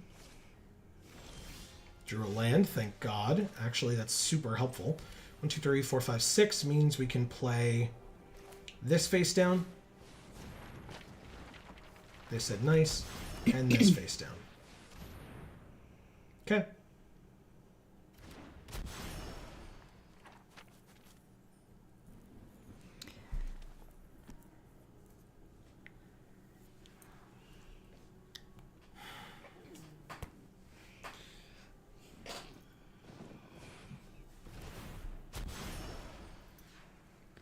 Oh, they can tap because they have the 2 mana for the ward exactly as much as they needed. Okay, okay, sure. Okay, so they tapped the Crocodilf, but we still have the Crowd Control Warden. What we don't have is... Can we do both of these in one turn? Yeah, I think we can. Oh, we'd need double black, but we have Swamp and Public Thoroughfare, and then red and green. So yeah, we can. But we need to wait a turn. So, and we need to live long enough. So right now, we're going to block here, take 6, go to 1. They have 5 cards in hand. Jaded Analyst is fine. They're not going to be sacking artifacts anytime soon. So we're going to...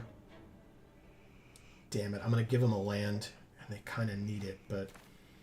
Let's play the mountain. That's a sorcery, that's an instant. So let's go ahead and do this. And destroy this creature. That flips up for 5. So yeah, next turn, I guess we can flip that up.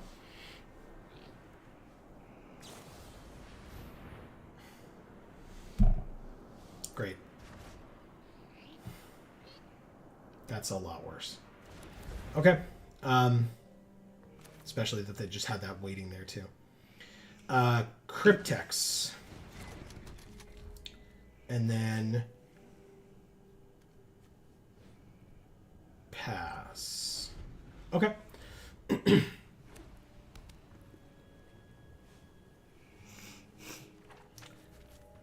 So basically, makeshift binding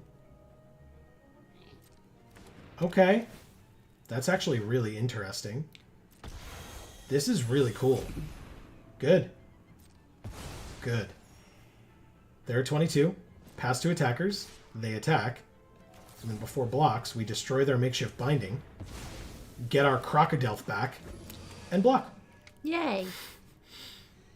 Awesome. Thanks for flipping my creature up for me. I really appreciate it. I was like, why is he so happy about this? Because we get it back. Okay. It's our turn. We're still alive, people. We are still alive. 1, 2, 3, 4, 5, 6, 7. We can just flat play this card. It's a Hellion. It sure is. And we're going to do it, too. Do I attack with this? They just don't block. No. Because they can tap something, so... Let's play the Hellion. And pass. Oh my goodness. We have... one is not 0. Face down card. I wonder what it is. I wonder if they'll flip it face up and tap one of our creatures. Oh. And they can tap something else as well next turn. Okay, that's 2 things. Drawing. Judith. Whoa. Okay. This is great, actually. So Judith, then play Demand Answers, tapping the 2, sacking this, drawing 2 cards, and Judith makes a 2/2. We drew a land and a Shady Informant. I think I'm going to hold on to the land for now and pass. We just have to live. We just have to live. That's all we need. Tap or untap. What a surprise. But then you tap that to tap something else, which means I can still block. Oh, they tapped our Reacher. That's unfortunate. Okay, we're dead. Damn. Yep. It really was looking good. Yep, sure was. Flying, though. Thank you, Halstedian. That hurts, actually. Yeah, that sucks. That really sucks. Okay. 0-2. We also haven't seen Niv Mizzet yet, which is just, one of those from Arena. Obviously, it's 1 card in the deck. I get it, right? Like, I'm not sitting here being like, we should have it every game, and if we don't, then Arena is clearly bugged. But... Well, there are a lot of bugs in this game. It's true. And I like them. SME the cheat? SME the cheat? I don't get it. Hey, look. We got our wish. Mulligan. Okay. Dogwalker with the 2 land that we need to play it. And if we draw green, basic land cycling. Keep. Getting rid of the... yeah, the creeper. That's Why'd we fine. have to get rid of something? We mulliganed. Oh, we did? Well, the first hand had Niv Mizzet, remember? Oh. But it had 2 colors that were not compatible with the rest of the cards in our hand, whereas these 2 colors are compatible with the cards in our hand. If we draw black, we're like set. But even if we don't, we're still good with this Dogwalker if we really need it. But I'll play the red first, because then obviously green would be fantastic here, because we could basic land cycle into the swamp that we want. That's a Demand Answers, but that's not terrible. You can play a Dogwalker. Yeah, but I don't want to. I'd rather play it face down if we can help it. Let's discard that, draw 2 cards. Here's a 3rd land. It at least lets us play this and this face down, and this face down, actually. Good point. Oh. So, yeah, and there's the green. Yay. We got there. Okay. They haven't played any creatures yet, so let's take our time and get the lands that we need. Get the black.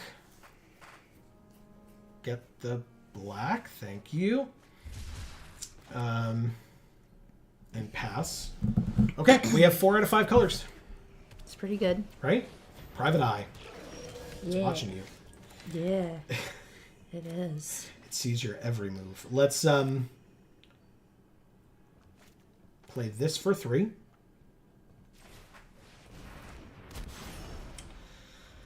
And then we don't need the Hellion yet. I guess we could play the Hellion. It doesn't matter. Because basically we can flip this up for 6, which we could do later. Like in 2 turns if we draw another land in the next 2 turns. Okay, they have a detective deck. I wonder if private eyes see people masturbate a lot. Like, does that happen? I mean, feel private like it eyes. probably does. Private eyes see people having affairs a lot. That's kind of the stereotypical thing that private eyes do. So there's that at least. 2 for Cryptex. 3 for Hellion. And pass. Okay, because next turn we can flip up Hellion. That'll be fun.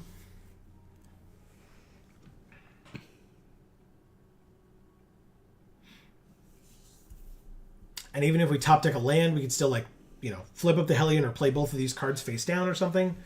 We've got options.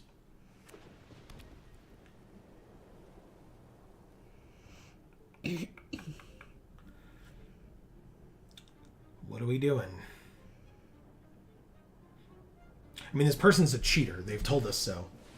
That's true. So it makes sense that we need a private eye. Yeah.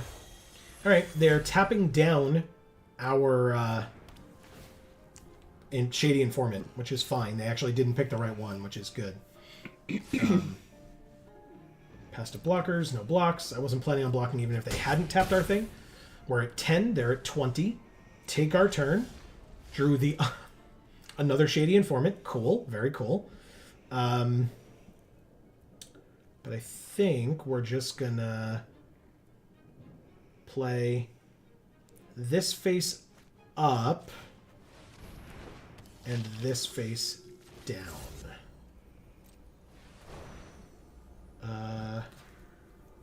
It's collect evidence 3, right? So it's just this.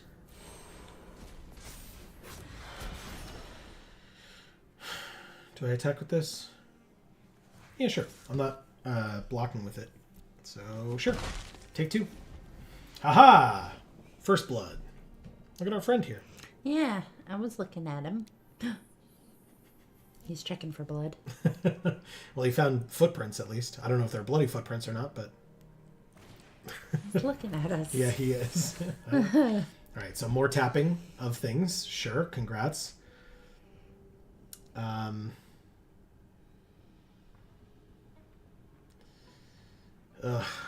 Okay, this is going to be really tough, I think. All right, so that can't be blocked this turn, but to be fair, I mean, why would I? Take 7, go to 3. Because who is this? This is the dog walker. So no blocks. Unfortunate. Okay. But at least we get to watch a movie. Oh, the projector. I was like, why? The projector inspector. God damn it.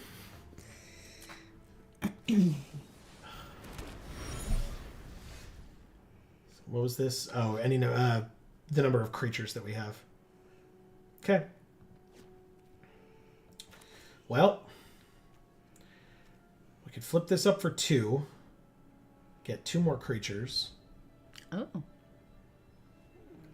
And have a 3-powered thing to block one of their creatures with. So, but that costs 2 to do, right? So then what we can do as well is play this face down for 3. So we want 1, 2, 3, and play this face down. Pass.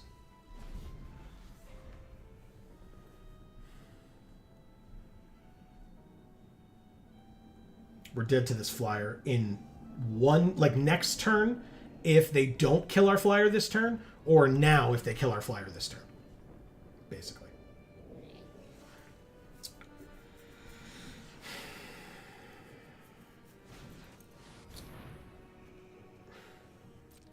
Okay, still fine.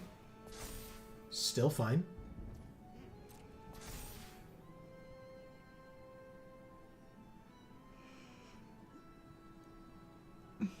Because basically we can still block the projector inspector with the dog walker, flip up the dog walker first, and then block the private eye as well. So pass to attackers. They attack with all 3, I assume. Good, good. So first we flip this up. Make 2 dogs. They enter... Oh, they enter tapped. My bad. Never mind. All right, fine. Regardless, blocking here. Which one of these do I not care about? This one. And blocking here. Okay. Had to block all 3. Did, in fact, block all 3. But going to 5, which means if we don't draw a way to kill this sprite, we lose. Because we are at 5, and that is a flyer. This doesn't... Oh, that has reach. Never mind. We're great. We're all set. Okay. Target detective can't be blocked this turn. Man, it would have been better to have done that earlier, huh? Oops. Well... Yeah, they said oops. Yeah. Yeah. I've been there. Okay. I mean, I'm just going to pass, I guess. Pass. Okay. They're going to attack with the 5/5 and try to kill us. We're going to flip up our 6/7 with reach. Oh, never mind. It can't be blocked. They figured it out for this turn, everybody. They figured it out for this turn. That's the draft. Okay. I mean, you know, the deck had potential each time, which is annoying. I'll show them that we could have blocked if we wanted to. Could have blocked if I wanted to. Flip it up. It's a 6/7 with reach. And they win. But we can't block? Because whenever they draw their second card each turn, target detective can't be blocked this turn. And they had 4 clues over there from their officious interrogation that they played against us. No. When we had 4 creatures on the field. So don't ask me. We went 0-3. Cool. Well, that's what we get for playing Niv Mizzet, I guess. Yep, and throwing away 1,500 gems. Sorry, 1,400 gems. We sure did get 100 for winning no games in that draft. All right, it's 9:53. We're not done yet. I'll do one more draft. If we have enough time, I'll play one more game, but otherwise, yeah, we'll see. Greg last week, I don't even know if I told you this, but Greg last week got here 1 minute after we ended the stream. Oh, no. And so he left a comment on the VOD, and he was like, streamed 1 minute ago? Really?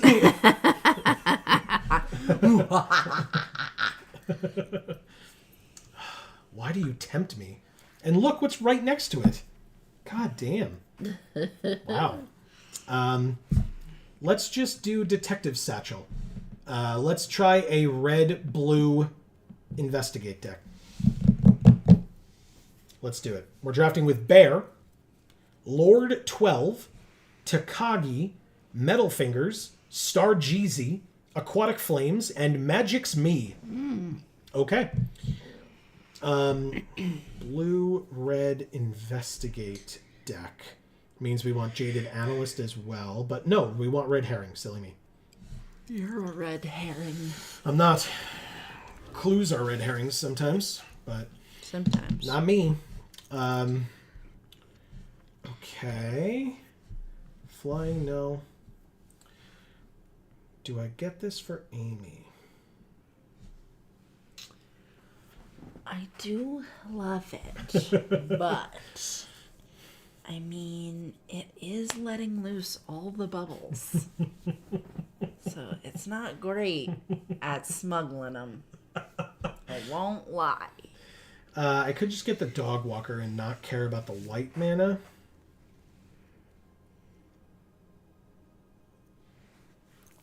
+1/+0 and flying for 2 mana. Flash and give it hexproof as well? Sure, I'll try that. I don't know. I don't quite know this archetype very well, but I will try it. Deduces, draw a card and investigate. That's helpful. There's also the Living Conundrum, and there's a Hedge Maze.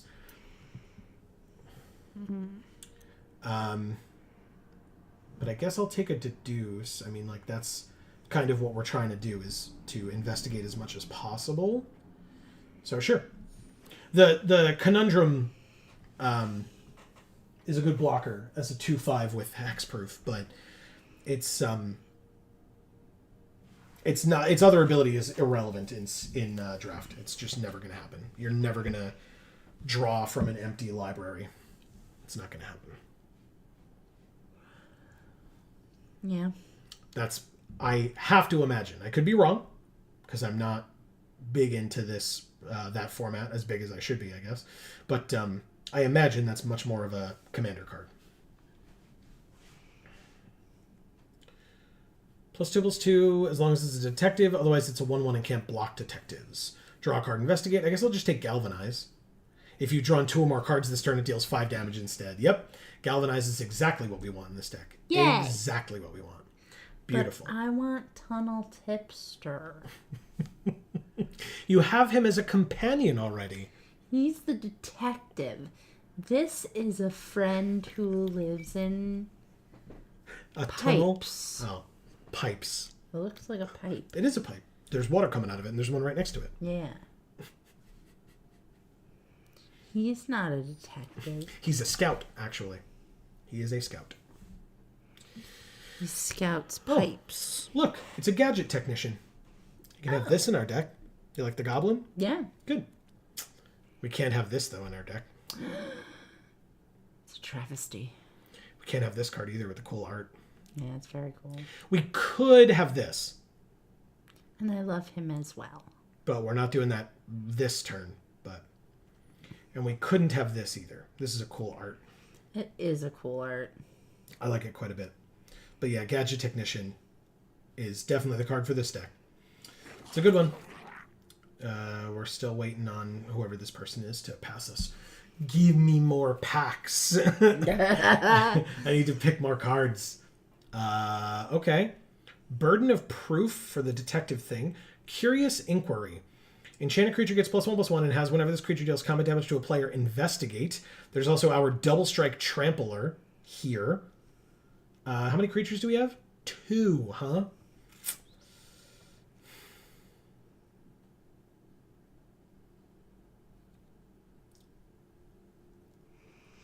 Sure, fine, whatever. Oh, sick. Ah. I could take the red herring again. Maybe I'm supposed to. I mean, that thing is not a good red herring. Doesn't look anything like a real fish. It's a clue fish, Amy. So you can, just like a clue, you can sack it to draw a card.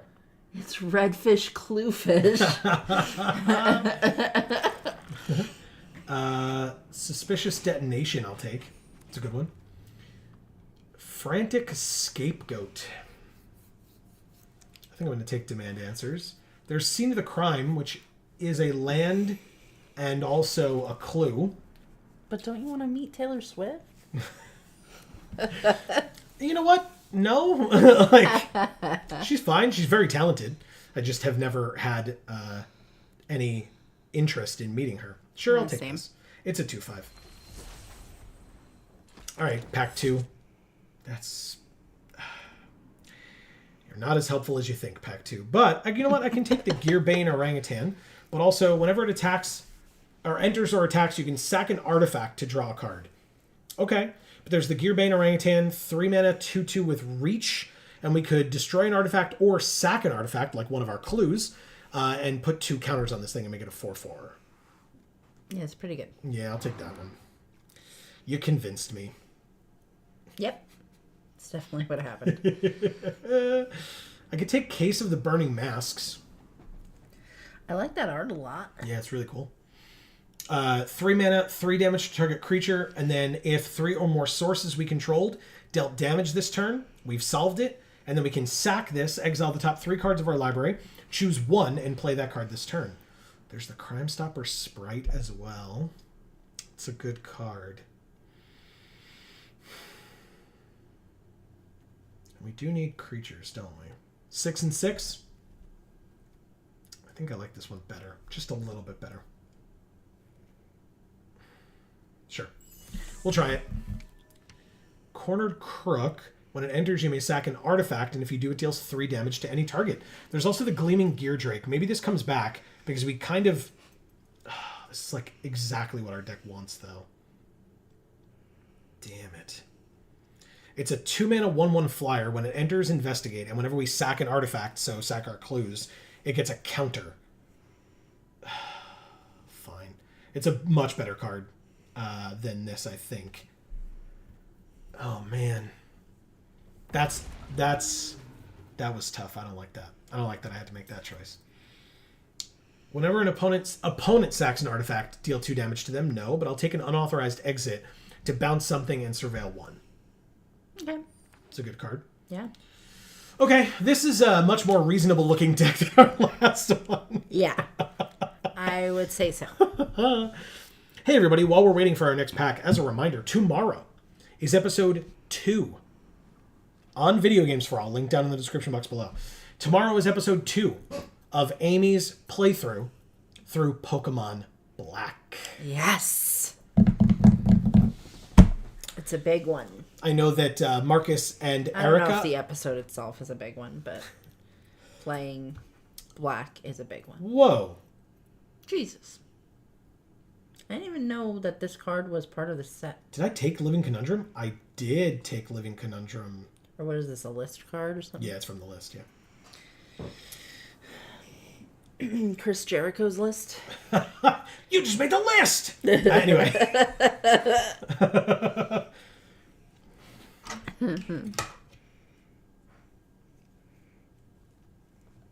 Sure. I'll take Jace. All creatures have haste. That includes your opponent's creatures. From Mass Hysteria. Another list card, by the way. But I'll take Unauthorized Exit. Chris Jericho's probably a DILF. Does he have kids? That's a really good question. I don't know. I don't know. Okay. Offender at Large versus a third Unauthorized Exit. How many creatures do we have? That's somebody we met. It was Chris Jericho. That's true. We did both meet him. He was awesome. I liked him. He wasn't my favorite of all the wrestlers we've met. Sure, because he was contractually obligated to kind of move the line along. Yeah. But he cared enough to have conversations with me, which was cool. I appreciated it. Greg is here saying, boom! Made it! Finally! Joe and Amy time. Yes, finally, Greg. I agree. Great to see you. I was just talking about you. Yeah. I mentioned that last week you got here and you were like, really? Streamed 1 minute ago? Yeah, that's a little... That sucks. Sorry. Yeah. Reasonable doubt. Sure. Why not? Sometimes is a... No, never mind. I'm not going to make that joke. It's dumb.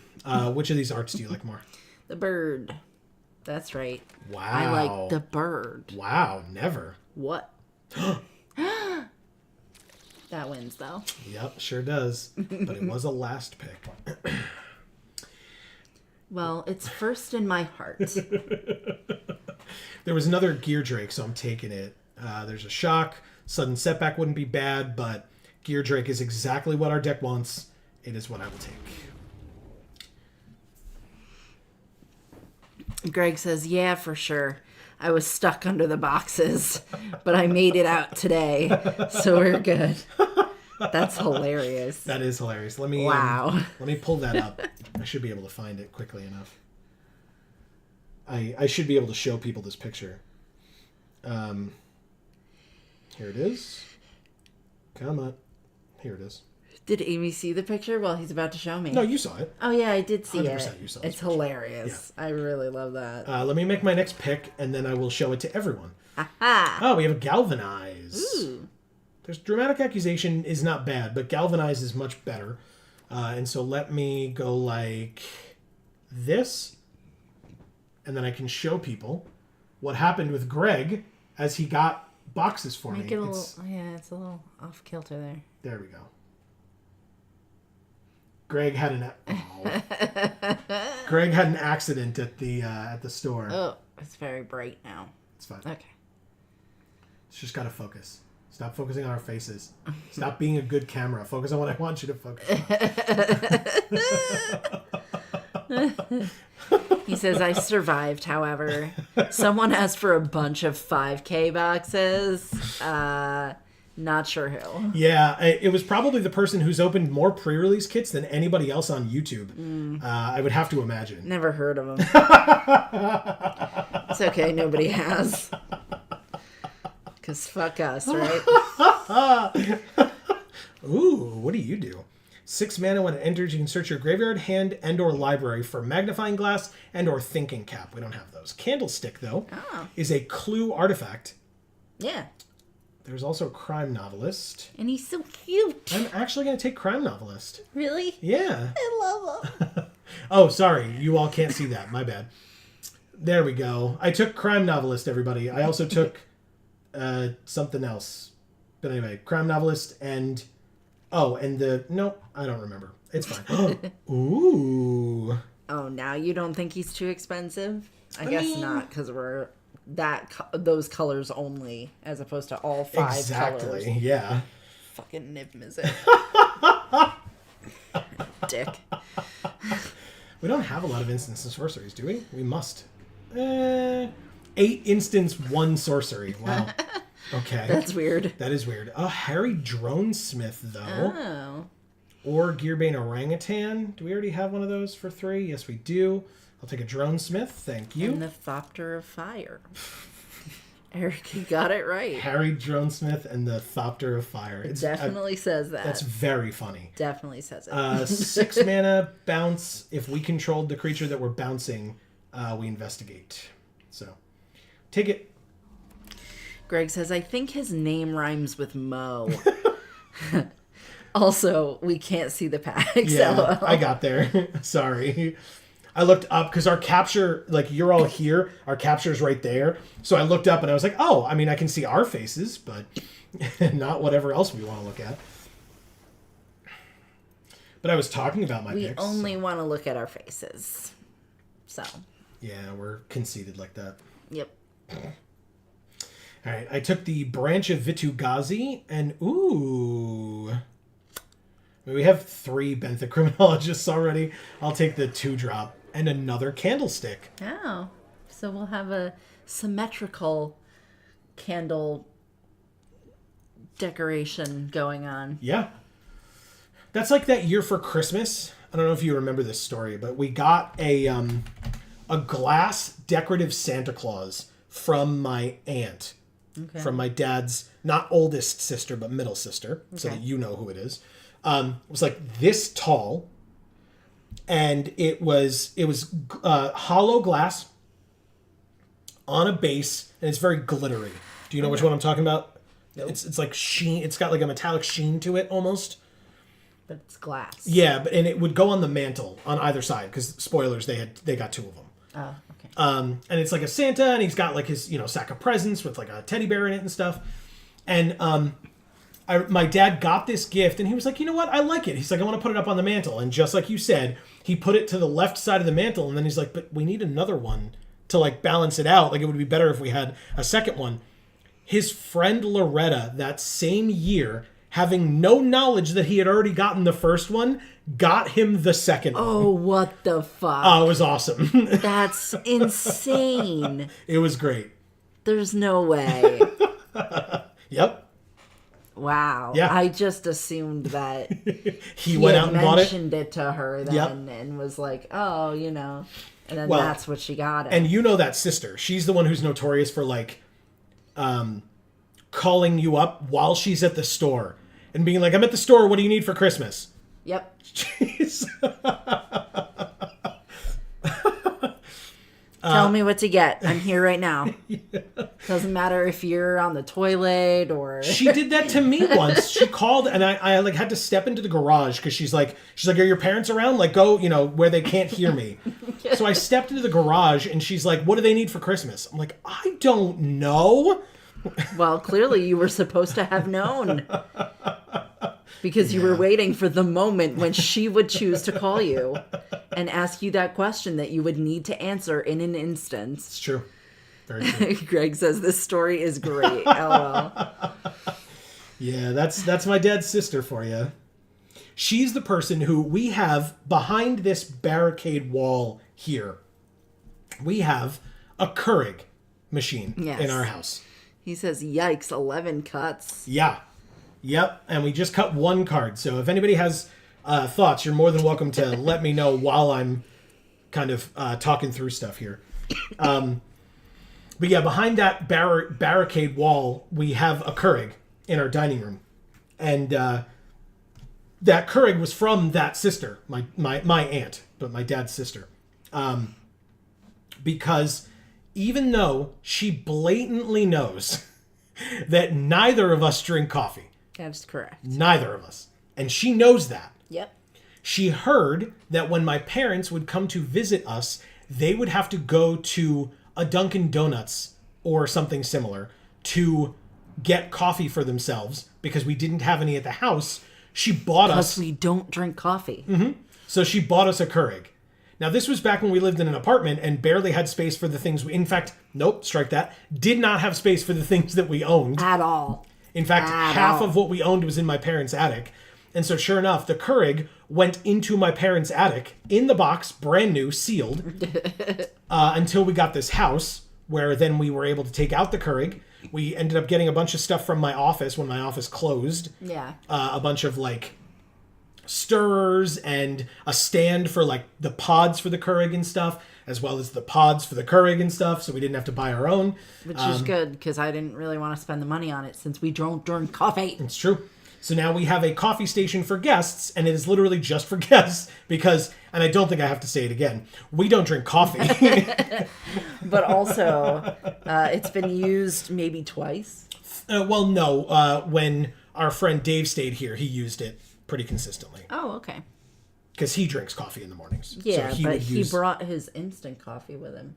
Because he knew from last time. But he still used it for hot water at least. Oh, okay. But yeah, my mom has used it a couple of times as well. So do you know you can get hot chocolate pods for the Keurig? Yes, but why would I do that? Then my hot chocolate's going to taste like coffee. We just like heat our hot water in the microwave and then pour the powder in. Yeah, we have the packets. Well, and you have a fancier hot chocolate than that. Well, yeah, I make my own hot chocolate because hot chocolate has a lot of milk in it usually.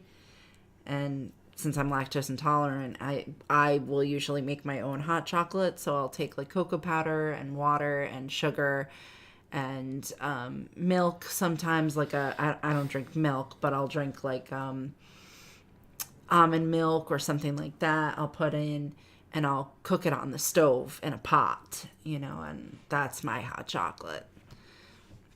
And I make that for him sometimes too, or sometimes I'll buy hot chocolate for him. Yeah. But we don't drink a lot of hot chocolate either anyway. No. Probably like last year, maybe we had it like 3 times in a year, I would say.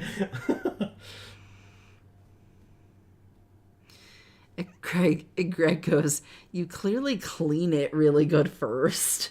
Or make Joe clean it. Hashtag go Joe. Amazing. I asked your parents when they were here how to clean the Keurig, and they were like, well, you gotta put the vinegar in it and you gotta soak it, and then you gotta make sure you rinse the vinegar out well enough because then everything's gonna taste like vinegar. And I'm like, this sounds terrible. Like, can't I just get rid of this thing? Like, there are enough Dunkin' Donuts around. Like, can't people just get coffee there? Like, right? I don't understand. But no, I need to have it because people care about coffee. I just don't get it. Yeah. This is the aunt of mine who we were at her house, upstate New York, which is south of where we are now, but upstate of where my parents live, which is where we were living at the time. And we were getting ready to leave. It was like an hour and a half drive back to my parents' house. Yeah. And it was like maybe 9 o'clock, maybe 8 o'clock. Like, it was not late by any means. But she knew that I was driving. And so she's like, well, sit, have coffee. And I'm like, I don't really drink coffee. She's like, oh, and like goes into the kitchen and starts making coffee. I stepped out to take a phone call from my parents who were on vacation or something. And I spoke to them, and then I came back in, and she says, oh, how are your parents? I was like, they're good. she's like, what did they say? I was like, I mean, they are like, I think she was asking about like what they thought of me driving that late. And I'm like, they're fine with it. I drive this late all the time. But, they're a little surprised that I'm staying for coffee since I don't drink coffee. And she goes, oh, you don't drink coffee? And her kids who were in the house with her, who were all older than me. I say her kids, but, they're her children, but they're all older than me. Her kids were all like, he just told you that. He just told you. And you reacted to it as though you heard what he said. Yet, then immediately turned around to make coffee. So she's like, oh, I'm sorry. It's like, it's fine. I'll drink it. Like, it's not like I can't drink coffee or don't, but just fine. So I drank the cup of coffee and then drove home. Which I would not have done because I don't do caffeine. It gives me anxiety attacks. Yeah. I'm much better without it. Then I don't have that issue. So, yeah, people can offer me coffee all they want, but I don't give a shit about being rude. I will just tell them no. Yeah. Yeah. All right, quickly pick our sleeves, and then we can play one game with the stack or two games. We can go back to the lightning one. Oh, the mansion? Yeah. The manor? Yeah. Okay. Oh, and do we change our friend here? Markov Manor. It's not Markov Manor. It is. It's Karlov Manor. It's totally Markov Manor. Oh, God. Boo. Greg says, let's go Facebook Marketplace. Sell it, LOL. Then he says, ... This story just keeps getting better. Ah. Yeah. Look, we love her very much. It's the same aunt. Yeah. Oh, yeah. This is all... Just a huge fixation on coffee, I suppose. All her. DR Fots. Okay. We're just like... Sure. What? Sure. Keep. This is an interesting hand. Raucous Theater first. Okay, we drew another land. Pass. We can Gear Drake, then play this face down, and then flip it face up the turn after. They have their own red herring, huh? Fine. I'll play the Gear Drake. Yeah, so there's always, like, weird stuff to drink here when you come here as a guest. It's true. So, like, obviously lots of people like to drink coffee, and lots of people like to drink alcohol, which we also don't do. It's true. And so I'm like, well, we've got lots of tea options. Like, too many tea options. Like, it's kind of disgusting. Oh, yeah. It's not kind of at all. It's very disgusting. It's unhealthy. And then we also have, like, I usually have, like, some Sprite in the fridge that I don't drink frequently, but I'll make like little mocktails out of it. And then I usually have Yoo-Hoo on hand because I really like Yoo-Hoo. What if someone likes Mountain Dew? Well, they can bring it. Not sure if I know anyone like this, however. Yeah, I've definitely heard some stories at the shop, Greg, about how much you don't like Mountain Dew. Yeah, so we tell people, like, especially if they ask what they can bring, if they're coming here, we're like, drinks. If there's certain things you like to drink, then you can bring that. Because what we have are these options. And they'll look at those options and go, okay, I'm bringing my own drink. Yep. Because, like, pretty much nobody drinks Yoo-Hoo. Like, when they come and they see that it's an option, they'll be like, oh, this is fun, you know, and they'll drink it because it's, like, a novelty sort of thing. But, you know, nobody actually, like, normally drinks Yoo-Hoo except for me. Yeah. And then, like, you know, I mean, Sprite is, you know, I guess normal enough. But most people will hear what options we have and decide to bring something beverage-wise. One good galvanized deserves another.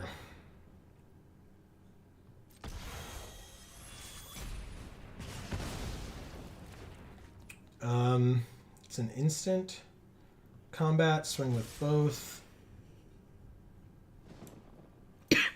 Decline this time.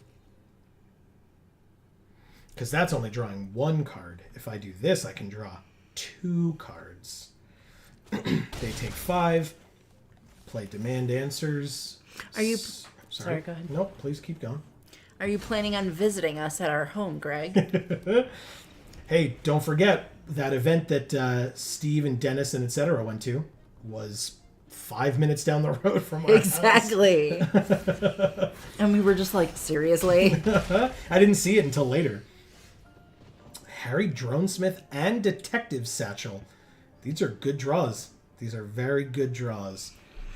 He recommended a barbecue place that's nearby that we picked up a card from when we did the axe throwing nearby. They just had the card sitting there because it's so close to where we are that they had the card like on display for people to take.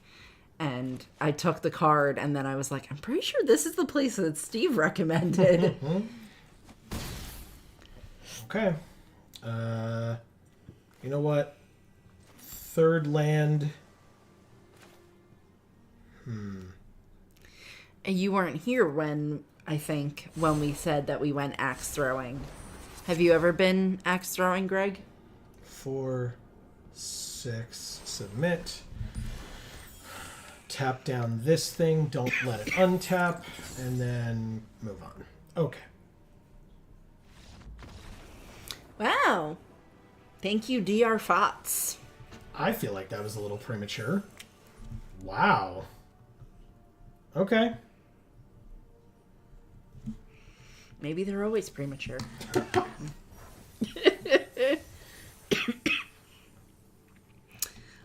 He says, I wasn't there. Oh. I wasn't here when we said it. Right. But no, I haven't ever done that. It sounds cool, I think. Did you guys enjoy it? It was fun. I mean, we did it for an hour because you pay by the hour. Right. And I don't know that I would have wanted to spend a second full hour there, No. I don't think. Now, to be fair, there were only 3 of us.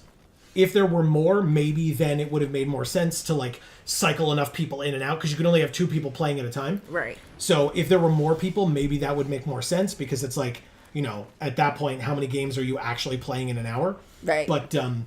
But yeah, other than that, I don't know.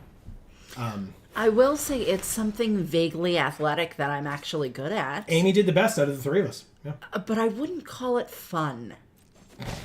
I didn't enjoy it. Okay. But I was good at it. Let's play this land. But I don't find athletic things fun. So that doesn't mean it's not a fun thing. It just means that I probably don't like it because it's a slightly athletic thing. I wouldn't say I don't like it either. Like, if I got invited to go again with other people or whatever, of course I would go to spend time with those people. But not because I was like, oh my god, axe throwing, I have to get there, you know? I was going to say, it just wouldn't be something that you would actively choose on your own to do.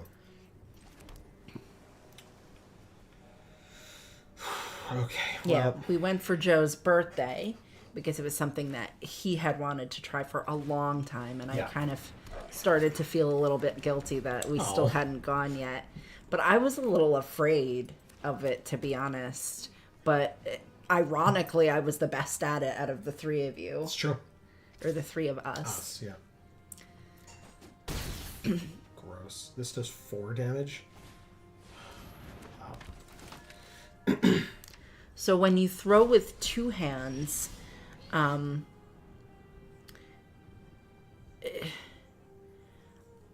because I think it's because the 2 of you had more arm strength than I had. Sure. So when you throw with 2 arms, it is you're like applying more strength to it, right? Because you're using both your arms.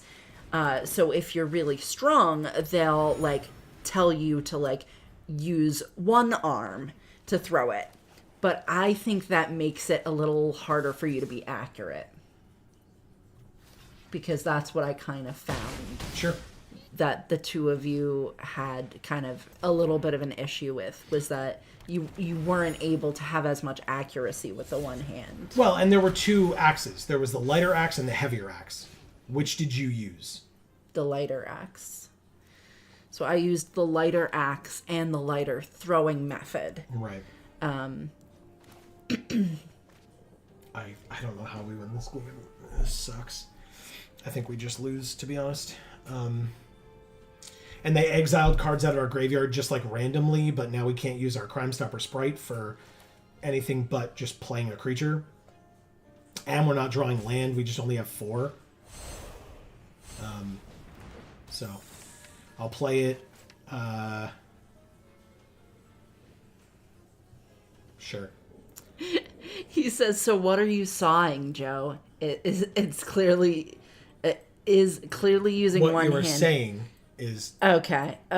What you're saying, Joe is clearly using one hand due to his bulging biceps. Obviously. You know, it's funny. I don't have, like, very defined, like, muscles in my arms and stuff, and yet the, He's like... very strong. The, like, feats of strength that I've done in my life is, like, a little ridiculous, to be honest. He's very strong. Oh, if they flip this thing up, we lose, right? I probably shouldn't have blocked that way. It's fine. I wasn't winning this game anyway. I can't draw another land. Yeah. What a surprise! It was a giant fucking creature. God. And I used to be a lot more strong back when my job was like... Thank you, Flying Turtle. Oh, thank you, Flying Turtle. I just wanted to move on. I wanted to let you talk. So. So, yeah, I used to be a lot more strong back when my job was, opening boxes and moving them around. I merchandised grocery stores, so I did a lot of manual labor. But now that it's been such a long time, because of COVID, I wasn't doing that the whole time during COVID, and then since COVID, I never went back to it, so I'm just weaker now. I'm a weakling. Oh, God. I wouldn't go that far. He says, I'm just calling it as I see it. I have received several great hugs. He is a great hugger, and that was always the case. Thank you. The bear waved at us when it entered on their side as their companion. It, like, laid down and went... How cute. He's got fish to eat. Yeah. Okay. I investigated.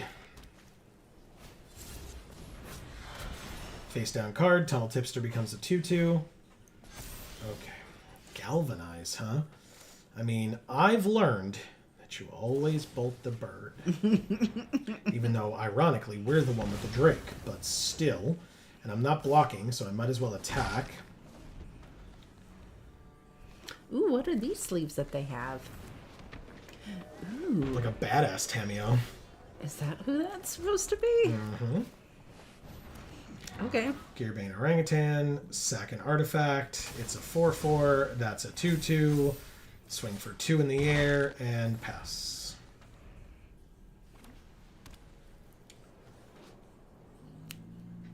I love this guy. That outfit is just the greatest. Ooh, my neck hurt. Oh, good. Hedge Whisperer gets to make a land into a 4/4 or a 5/5 or something. A 5/5, huh? Okay. Whatever. So, Greg, Joe said you guys are gonna like deck out the store and stuff for the next set coming out. Is that the case? Tell me about it. No, I lied to you. Advertise. Do I play this face down as a 2/2? I guess I just do this. Hope that I get a land. Come on. Land off the top. Yes! Play the land. Combat. Swing for 2. Okay. The unauthorized exit is actually going to help quite a bit. It specifies non-land permanent, huh? That's fine, though. I'll end the turn. I just bounce the Hedge Whisperer and piss them off. He says a lot of cowboy decorations and stuff. It's going to be great. Good. I'm looking forward to that. Yeah, same. Do I like pre-release? I'm not so sure. Yeah. Motherfucker! Now I have to bounce the Gear Drake. That really sucks, man. Surveil 1, I need to land, so I'll keep it there. That really sucks. Come on. 5th land. Gear Drake for 2. This with Collect Evidence 6. 2, 4, 6, submit. Keep the 5/5 tap down and pass. Tough. This is tough. Hey, by the way, Master of None, if you're here watching, thank you for subscribing. Oh. We milled 3 cards, and then they cast Suspicious Detonation from our graveyard and kill our own creature. Cool. Ugh. What the fuck is this, man? All right, combat, swing for 2. 4 for this. Make a Thopter. 1 for this.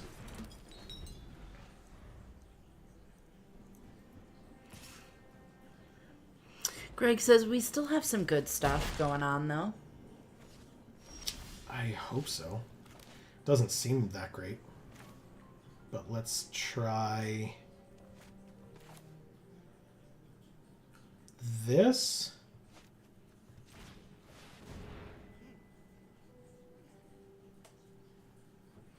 They have a lot of mana open. 7 mana open with 3 cards in hand.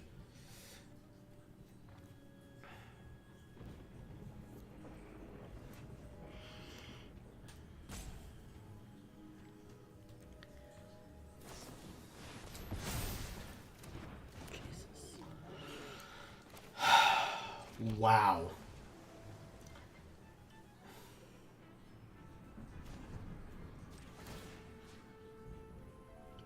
Wow. Okay. I mean, we're probably going to lose. What the hell? That goes to the graveyard. That's actually great. That's super good for us. That's a great top deck. Just live long enough to use it.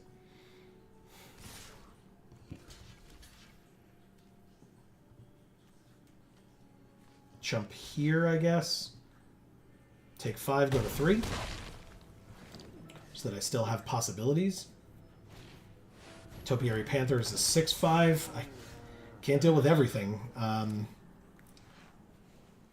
That's an instant. Guess I just pass.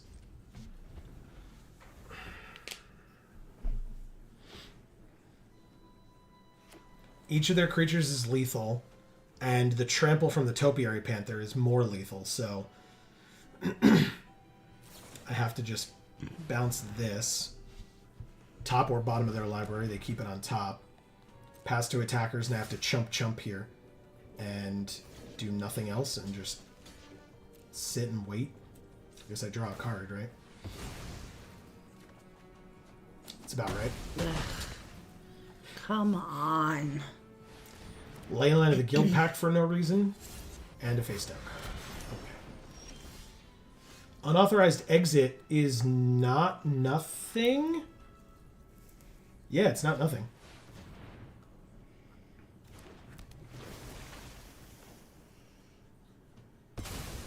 Sack that, draw a card. Red herring, not playing it. Or, no, because it has to attack and it has haste. So, pass. On board, not dead. Although, of course, if they flip up their creature, probably a different story. Pass to attackers. Bounce that shit back to your hand so that it's an 0/3. And then Detective Satchel goes into the graveyard because that doesn't help me enough. Not with the amount of mana that I have, no. And then I block the 5/5. But let's see if they flip it. Of course they do. Oh, it's only a 2/2. Perfect. Even better. I don't know why, like, what they're doing with, like, this and getting lands and stuff. Like, what they're doing it for. I'm not sure. Hedge Whisperer comes back, and of course we did.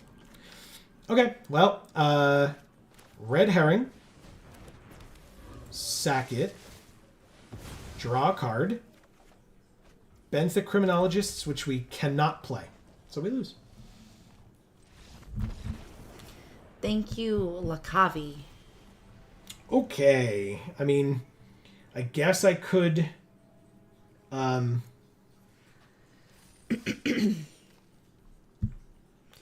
Just go again. Okay.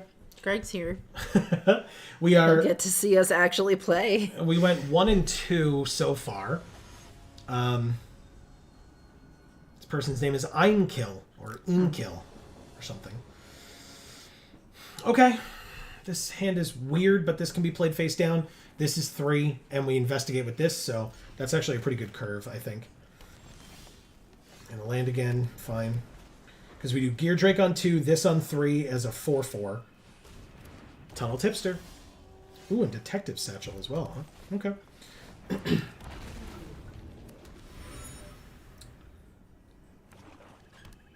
Okay. Face down a card, make the Tipster a 2/2. I mean, no blocks, obviously. It's a 2/2. Unauthorized Exit, that's a good one. Orangutan. Sack this artifact.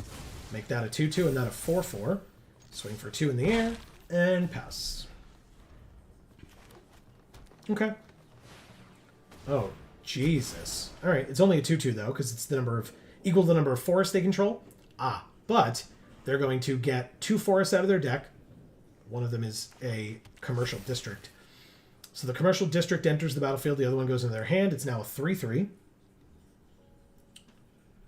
And when they play the other forest, it will be a 4/4. But I could just galvanize it.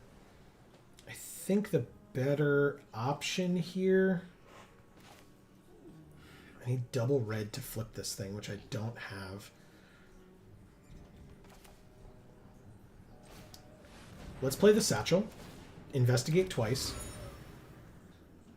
Yeah, why not? Swing with both. Ain't blocking, so they go to 12. We're at 19. They can attack us for 6 this turn. Blood Spatter Analysis. 3 damage, kills our Gear Drake. They mill a land. Okay.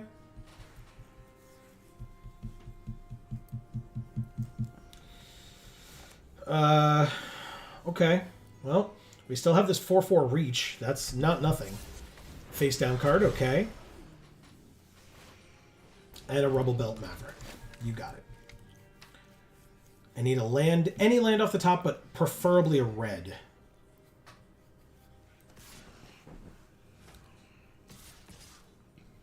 Attacking for 6, as I suspected.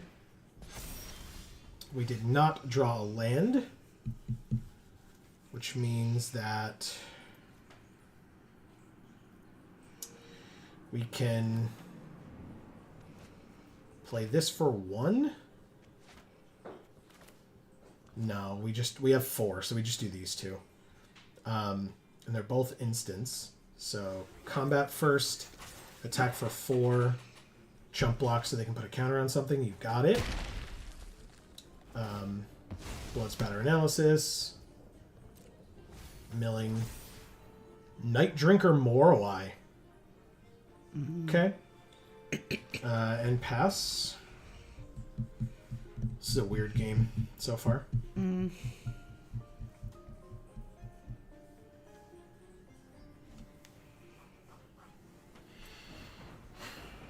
One red.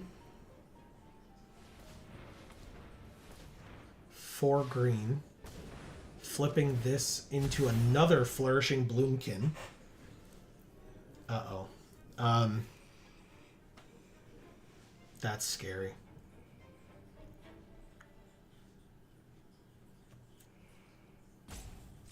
Alright, I'm gonna do this. Drew a land. Galvanize. Oh, fuck, I didn't drop 2.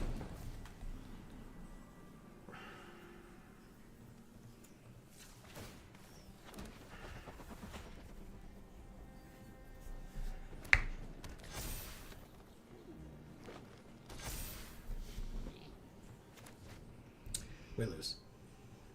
That's a massive misplay. And they do the sick rubbins with their own oops as well. And attack us for 12 when we go to 1. Okay. Greg says, whoops. Sad face. Yeah, whatever. Tonight's not my night, man. Apparently. We won 2 games out of the 7 or 8 that we played. Yeah. No, out of the 9 that we played. No, I guess it was 11. We played a lot of games of Magic tonight, huh? Well, it is 10:41. It's yeah. I don't see how I beat these things now. This trades with one of them, if I can flip it up. But I guess I just play it, right? Oh, I can't. I don't have 6 mana. I only just got 5.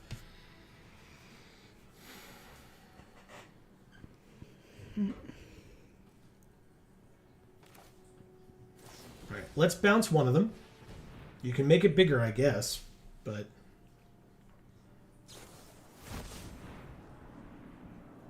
Or you could give it hexproof, and then I can't even bounce it back to your hand.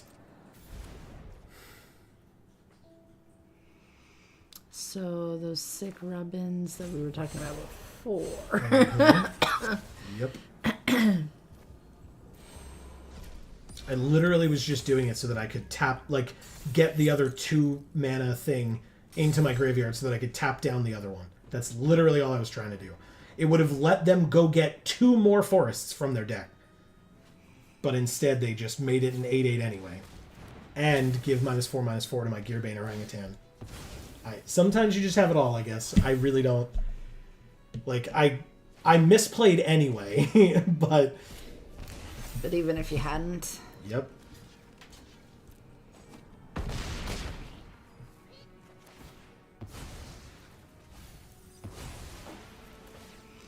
And then they get a creature from their graveyard back to their hand. And we lose 1, they gain 1. We're at 1. I love that art. This one? No. The other one. This one. Yeah. We top decked a land, which means we sure do have 6 now.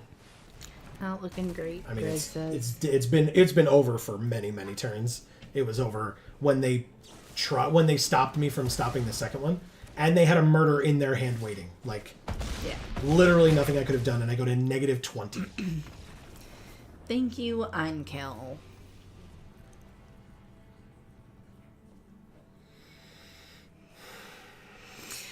Marcus says, Joe, if it makes you feel any better, I've spent the last hour roofing. Like real life roofing or like Minecraft roofing? Isn't it a little dark to be doing that? That's why I asked. Let's open packs to make me feel better about myself. 2. Looks like we got a mythic. We got a mythic out of 2 packs? Nice. All right, Arena. Thanks. I appreciate it. Look, Amy. Yeah. I got your boy. The Rot Farm Mortipede.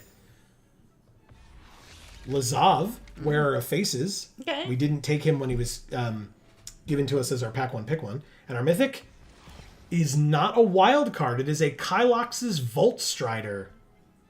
I have not seen this. I have. I've played against this a couple of times. I think during pre-release, to be honest. If you collect Evidence 6, it becomes an artifact creature until end of turn, but it's a vehicle, 3 mana 4/4 with crew 2, and whenever it attacks, you can cast an instant or a sorcery from among cards exiled with it. So you can collect evidence, exile those cards under the Volt Strider, basically, and then any instants or sorceries that you exile with it, when it attacks, you can just cast those. And then if a spell would be put into a graveyard, put it on the bottom of its owner's library instead. It's a very good card. And that person who made the art is named Vulcan. Which is amazing. I love that. We just opened 1 pack and got a mythic. From Lost Caverns of Ixalan. I think it's trying to, like, make up for the fact that we lost so many games tonight. The fact that we went 1-6 yeah. in 2 drafts. Bloodletter of Aclazotz. This is a good one. 4 mana, 2/4 flyer. If an opponent would lose life during your turn, they lose twice that much life instead, and damage does cause loss of life. Nice. And look at that art. That's really sick. Harlan to History is a very good card. Or a very good art, definitely. It's also a fine card. You can pay... It's 5 mana to counter a spell, and it's got to be an artifact or a creature, so that's very expensive. But you get to discover X, where X is that spell's mana value. So if your opponent like plays into you having 5 mana open, then you can, like counter one of their best things and discover for like a massive amount if you are able to. Wilds of Eldraine. Yes. So we got a bonus sheet ground seal. Oh. Shatter the Oath is a very good removal spell. Yeah. And a Gumdrop Poisoner is a very good card. I like this one. I love that food token too. All right. That is every pack we had available to us. Wow. To present on Arena. So that is going to be the end of this particular stream. It's actually cool that Bjorn is here. Yes. Because I was saying to Amy before we started, these stones here on the side look a lot like the stones that you could read stuff off of in God of War and God of War Ragnarok, which is about Norse mythology or referencing Norse mythology. And so, and as a reminder, we will be playing that game here on this channel, Geek for All, live this Friday at 8 p.m. Eastern. Yes, check it out. We would love to have you join us. If you're just here for Magic content, no worries whatsoever. We'll be back next Monday at 8 p.m. Eastern for more MTG Arena, presumably more Murders at Karlov Manor draft, because it is basically whatever limited format is available at the time. There were these story decks, but I already played them, and I already got all of our card styles. So we got the Dossier Tristani. Oh, cool. The Dossier Etrata. Nice. The Dossier Teza. All right. The Magnifying Glass, it doesn't add up. Okay. The Magnifying Glass Demand Answers. Yeah, I knew we had that one. And the Magnifying Glass Call a Surprise Witness. Okay. So I got all of those. You can basically, there were 5 different decks you could choose from. I played with 3 of them at least to like get my dailies or whatever, for ones that cared about like playing specific colors of cards and a certain number of them. But yeah, so I finished doing that, which is why we didn't do that tonight, because that would also be considered limited because we don't have to have those cards in our collection here. But yeah, you know what? We never did this. We can do this some other time. Go through and finish collecting sets. We talked about doing that during some stream or another. One of them. We'll get there someday. Kind of a while back. Yeah, we'll get there someday. But no worries on that. But yeah, so hopefully you all are enjoying the things that we're doing here on this channel. I also mentioned, don't forget, there's more stuff coming out this week. In fact, tomorrow, Wednesday, and Sunday over on Video Games for All. And our third channel, Gluten Free for All, which I know there's not new content on that channel, but please check out the Instagram for it, because I post new pictures on that Instagram almost every day. Yeah. Either that or every other day. Yes, Amy's really good about that. So, and all of those links to Video Games for All, Gluten Free for All, and Gluten Free for All's Instagram, as well as all our other socials, are all linked down in the description box below of basically any video that you watch of ours, but right now if you're live on stream or watching this on the VOD, they're linked down below, so check those out. Amy, before we close out for the night, we had some really cool people hanging out with us tonight. We sure did. And so you have some work to do. Yes. Marcus, thank you so much for being here, being your amazing self. God bless you if you're roofing. Yeah, exactly. I mean, I don't know if you're roofing in Minecraft instead, which I kind of hope that's what that is, because it's pretty late and dark outside. So I don't know how you were doing that. God bless you, though. Yeah. Either way, I mean, you know. Yeah. Greg, he says, have a great night, guys. Glad I made it. Smile. We're glad you made it, too. Big time. Yes. Very. Always nice to have you. Glad that you were able to make it this time after your very busy day, as you always have, let alone specifically Mondays. Yes, at his store in Poughkeepsie, New York, champion card collector, and it's a great place. If you're in that area, please check it out, especially for the new pre-release that will be coming soon. Outlaws at Thunder Junction. Thank you. You're welcome. I was going to say, I don't remember what the set's called. I got you back. But yeah, they're going to be going all out with decor and whatnot. So exactly. Check it out. Yep. Erica, thank you so much for being here and being so active in chat tonight. It really means a lot to me because I love you. Hell yeah. And every once in a while, I end up missing you and just, not knowing what's going on in your life. So I appreciate when I get to talk to you a lot. That's true. Like the good old days. C. Holland, thank you so much for being here tonight and for that input of bacon and extra bacon, because that is, in fact, the best thing that you could put on a sandwich or anything. Master of None was here. They subscribed. Thank you so much for subscribing. Yes, very appreciated. And they're saying, just caught the end of it. Hi and bye with a smile. Hi and bye to you as well. And thank you so much for being here. Yeah. And what are your pronouns, please, so that I'll know for next time if you do return and I see you in chat. That's right. And thank you. Again, as a reminder for folks, thank you, Master of None, for the segue. You are always more than welcome on whatever channel you're on, because we talked about the other two as well, linked down in the description box below. But wherever you are, please don't forget to subscribe and ring that bell so that you will get notifications whenever any of our videos come out. And if you're here on Geek for All, whenever we go live, which again, as I said, is every Monday and Friday at 8 p.m. Eastern right here on this channel. Obviously, Mondays are Magic the Gathering only. And then Fridays are whatever video game we happen to be playing at the time. Like I said, this Friday, more of God of War Ragnarok. Yeah, and guys, we're getting close, I feel like, to some cool things happening in this game. So hopefully... I thought you were going to say to the end. I'm like, no, I don't think so. No? I don't think so. Not to well, the it end. feels climactic. Okay. So, I don't know. Cool things are happening. Check it out. I mean, I would argue cool things have happened every week, but... Yeah. But I don't mean to diminish what you're saying. I'm also looking forward to seeing more of that game, kind of, again, more and more every week. We've had some epic stuff go on recently, so. Yeah, epic stuff happen, as well as just it being so aesthetically beautiful and just, it's a cool game. So if you haven't seen it, check out either the VOD or come to the stream. And even if you have seen it, please still do that. We would love to have you. Yeah, exactly.